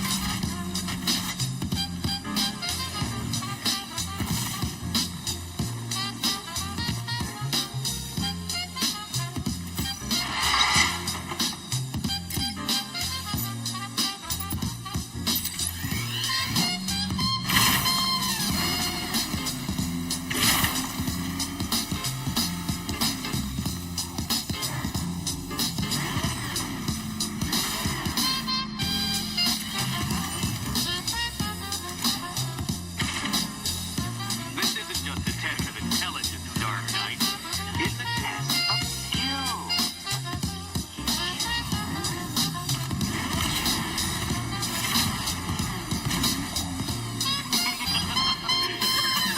Well done, Detective. Your true calling as a third-rate circus stuntman becomes clearer by the day.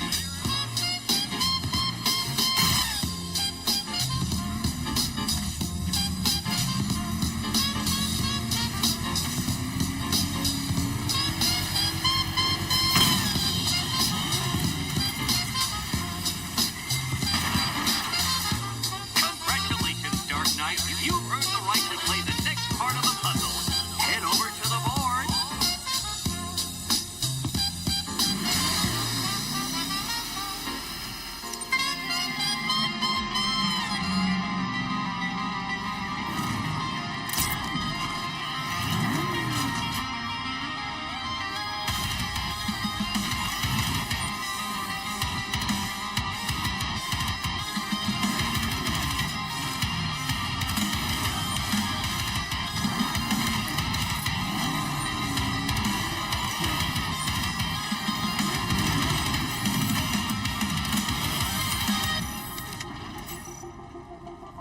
Oh, joy.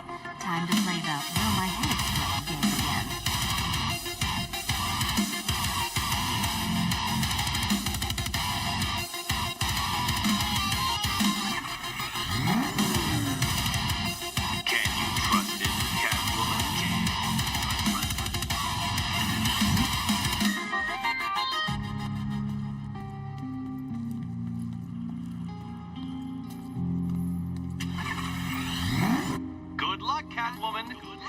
Batman's limited intelligence, I'm afraid you're going to need it.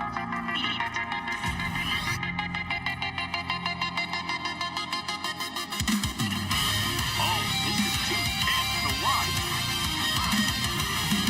Batman.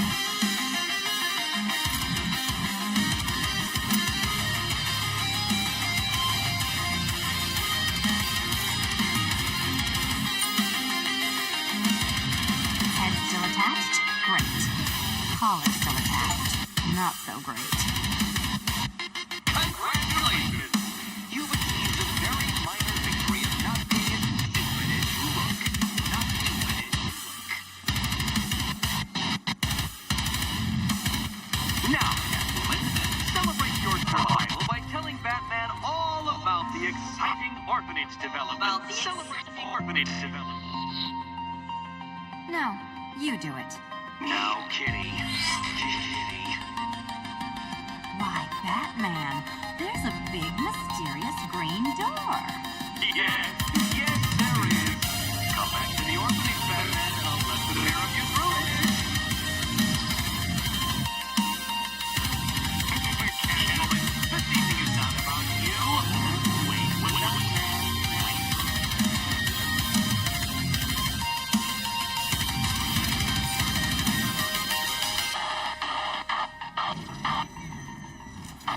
I just leave now.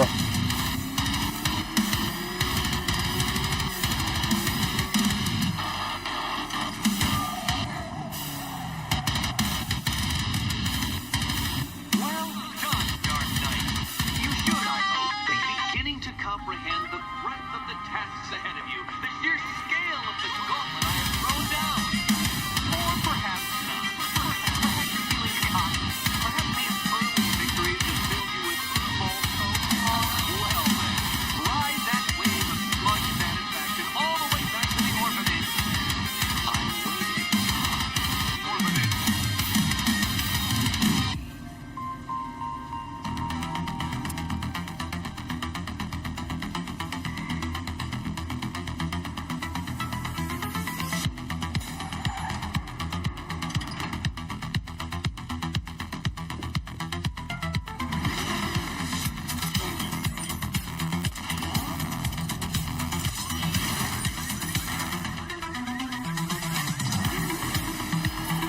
Riddler's been working on this stuff for months. Hold on a second. Am I going now?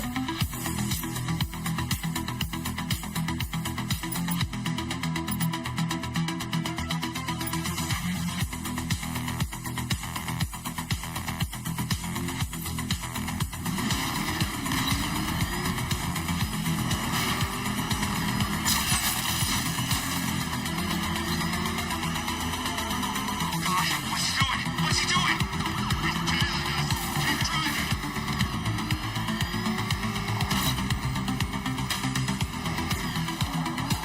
Oops.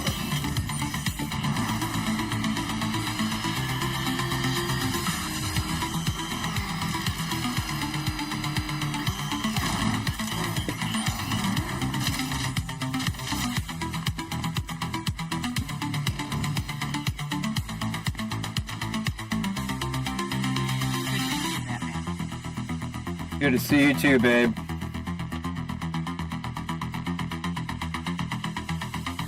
Hey, how you doing? Are you graying?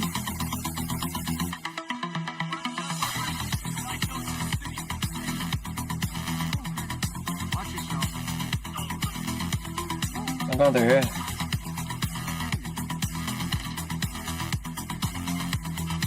What the hell happened on that airship? Scarecrow took the plot first. I'm guessing that's there. Where's Gordon? He's still looking for Bug. I can't reach it. Tell me you found it. Gosh, I'm sorry. Please. Nah, if Gordon comes back here, lock him up. He goes after Scarecrow. It only ends one way.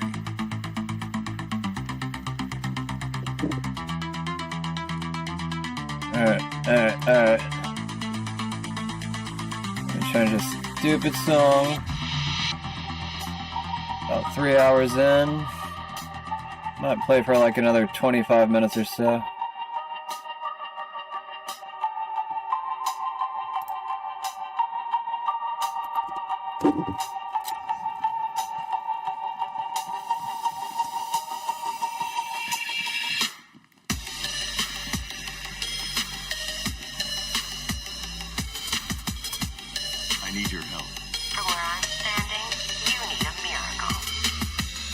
Why didn't the gas affect you? You are scared. You would be too if you knew a scarecrow planet. And I should trust you. Why? Because without your help, every plant in the city will die.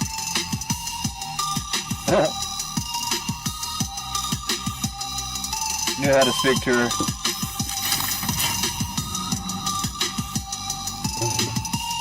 About that miracle.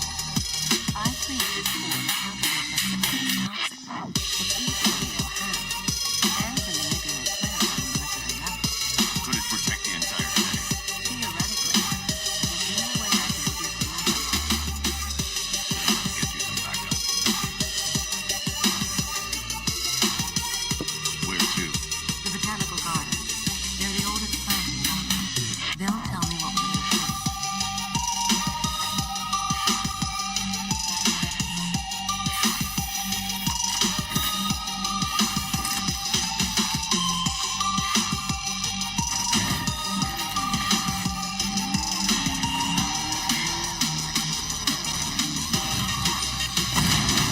Oops.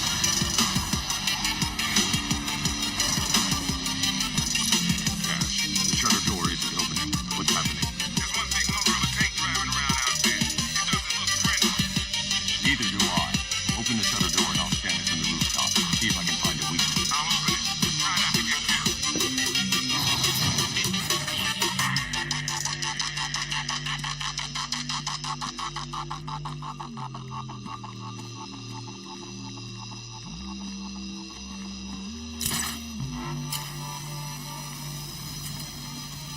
There's the tank.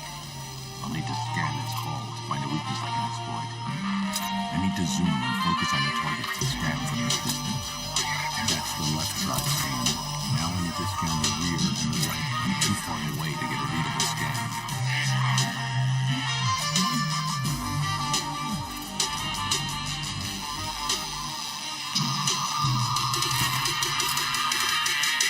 No, why the fuck did you go over there? I didn't even know it was like... That's stupid.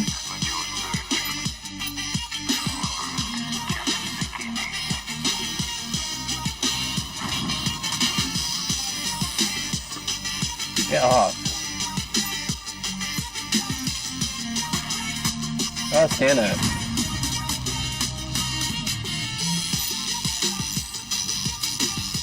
That's the rear scan. I just need to scan the right side.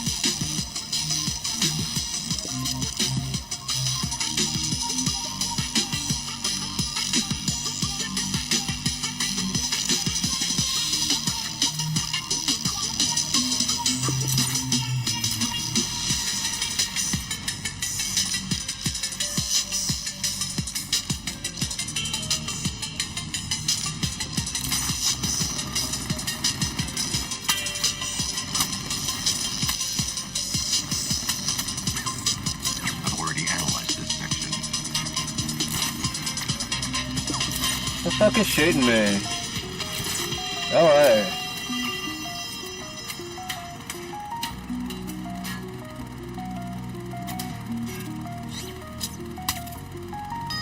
The Cobra drone has enough firepower to rip the What the fuck is shooting me? Go away.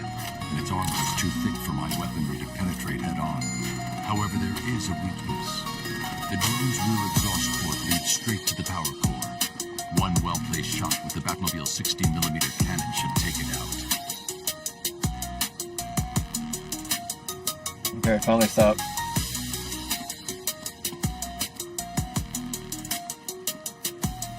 What does it want?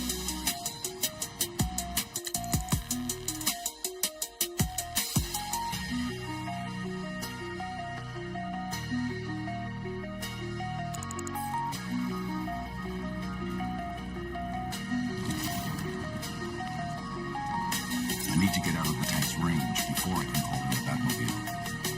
Why? So fucking stupid, man.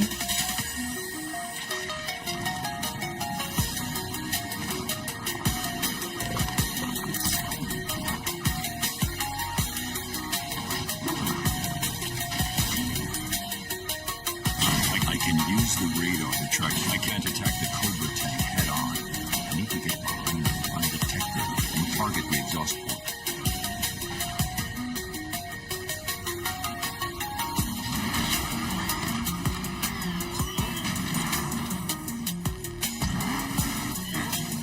I'm coming for you. That was easy. Cobra Scout destroyed. Impossible. We know what caliber rounds he's using. The armor was impenetrable. You can't just roll a single heavy armor unit into the field and expect to crush him under it. He's better than that. Initiate stage 2 attack protocols. Deploy all Cobra units in group formation. Oops. Mr. Wayne, I trust that tank didn't give you too much trouble. I thought you'd like to know that the Batmobile upgrade you requested is ready for installation at the clock tower facility. Assuming the car's still in one piece, of course. Thanks, Lucius. How's it up?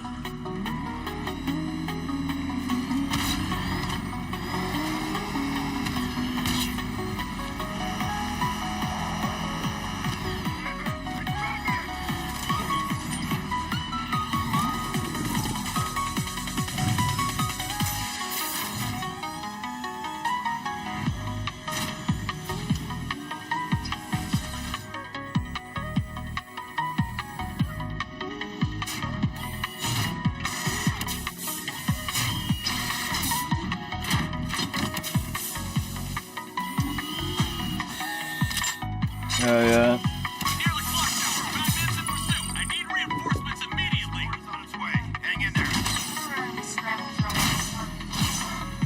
How do I use it?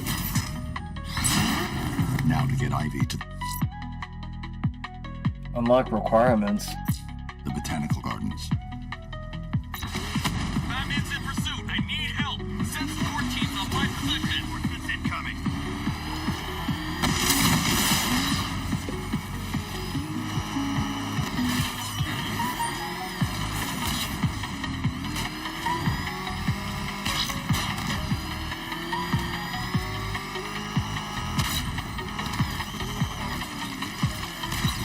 I'm afraid that 3 more of those Cobra tanks have been deployed. Thanks, Alfred. I'll need to take them out before I drop off Ivy. That shit off my screen. Lost contact with drone, sir. Send back up now. Hey, question. Did it hurt? The tanks appear to be attacking in formation. I need to keep my distance and strike them from behind.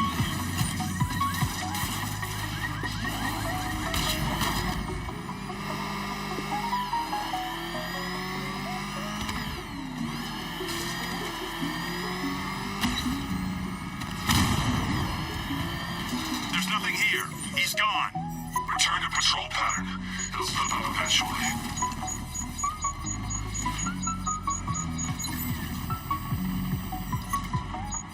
No! I had the shot, come on. Press the button and everything. There it goes. Oh shit, here it comes. I've got support nearby. I'm sending it in. Barbara Gordon worked for you. She fought for you. And look where it got. Yeah, what the fuck is up with the music tonight? Keeps giving me these like pansy songs when I need something heavy. Nope. Nope. Nope. Nope. Saving the princess. I don't know, I'm gonna keep it. We lost him, sir. Nothing here.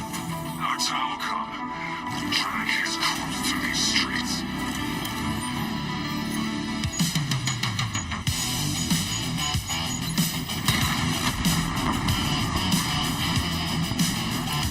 Whatever you're planning, it won't be enough.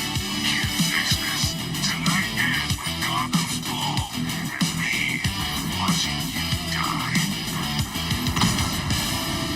Try and get me to the botanical gardens in one piece, Batman. Or you can kiss that miracle goodbye. Oh my god! I love the tank mode. Saves me from so many wrecks. Anyway, I think I'm supposed to get rid of those.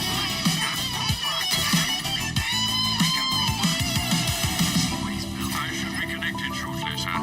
Expect minor resistance, Master Bruce.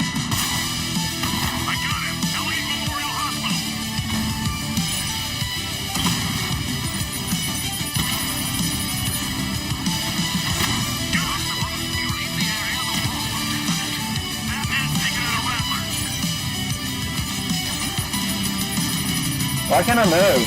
What the fuck? What the hell happened? I don't know what happened. I couldn't move.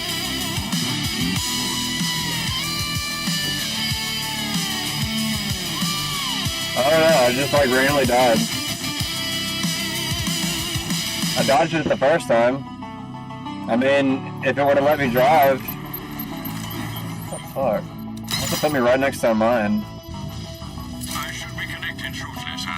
Expect minor resistance, Master Bruce. You got him! Sir, I'm engaging. If you leave now, the device will explode. What the fuck is up with this stupid shit? It keeps like stopping me from fucking moving.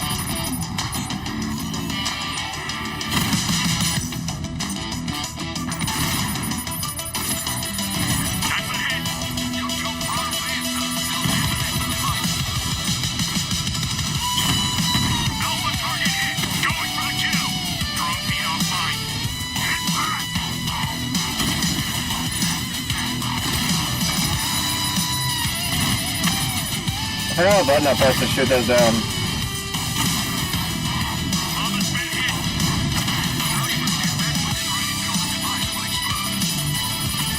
There it goes.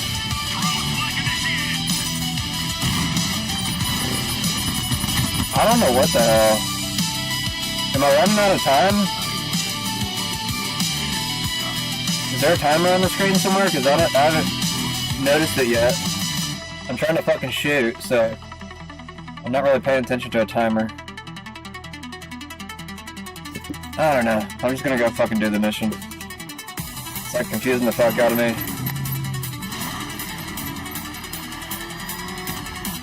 What are you doing? I don't want to do that mission.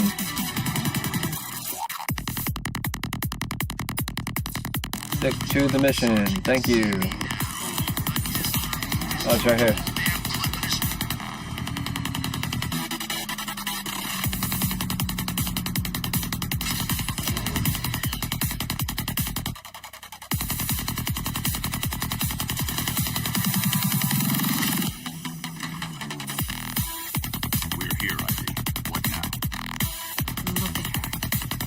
She's been here since before man walked the earth. She still holds great power. But she's weak, poisoned by decades of pollution. She won't be able to fight Scarecrow's toxin on her own. Then we need another. There aren't any left like her. Not anymore. What happened? What do you think? Man, you cut them back, built over them, stop them from reaching the sun. If I could locate the roots, could you revive them? They're lost, buried beneath this concrete monstrosity. How will you... The bigger the blast, the deeper the roots. You wait here. I'll find a way to burst that break. I guess shit gave me a headache, man. I don't remember right now. What the hell? Dude. I wish I could put my controller down. Like, for real. Without it fucking, like... I need to get, like, a little holster or something for my controller. So it doesn't rumble, like, fucking everything.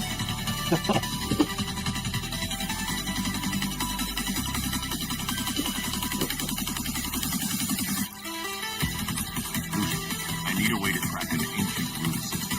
It's deep underground. I'm sure I can throw something together, but it may take me a little while. Come to Wayne Tower when you're ready. Thanks, Lucius. Alfred, give me an update on Gotham's Most Wanted. Let's see. Nightwing has been tracking another of Penguin's trucks. This will undoubtedly lead to another cache. A chance to rid the city of Coldwater and his flood of weapons. We also have a robbery in progress at the Bank of Gotham in Chinatown. Surveillance footage confirms that the perpetrators are known associates of Two-Face. Perhaps Mr. Dibs has misplaced his coin. Whatever his reason, he needs to be stopped. Thanks, Alfred. Good old Two-Face.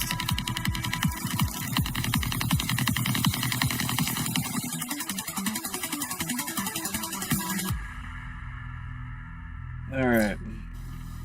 What time is it? I think I'm about done for the night. About that time, y'all. I'm sleepy. It's late. It's about that time. Alright. I'll fall asleep right now. Well, if y'all liked tonight's video, please like. If you're new to the channel, go ahead and follow. Oh my god, I'm about to fall asleep. Oh, see you next week, guys. Have a good night.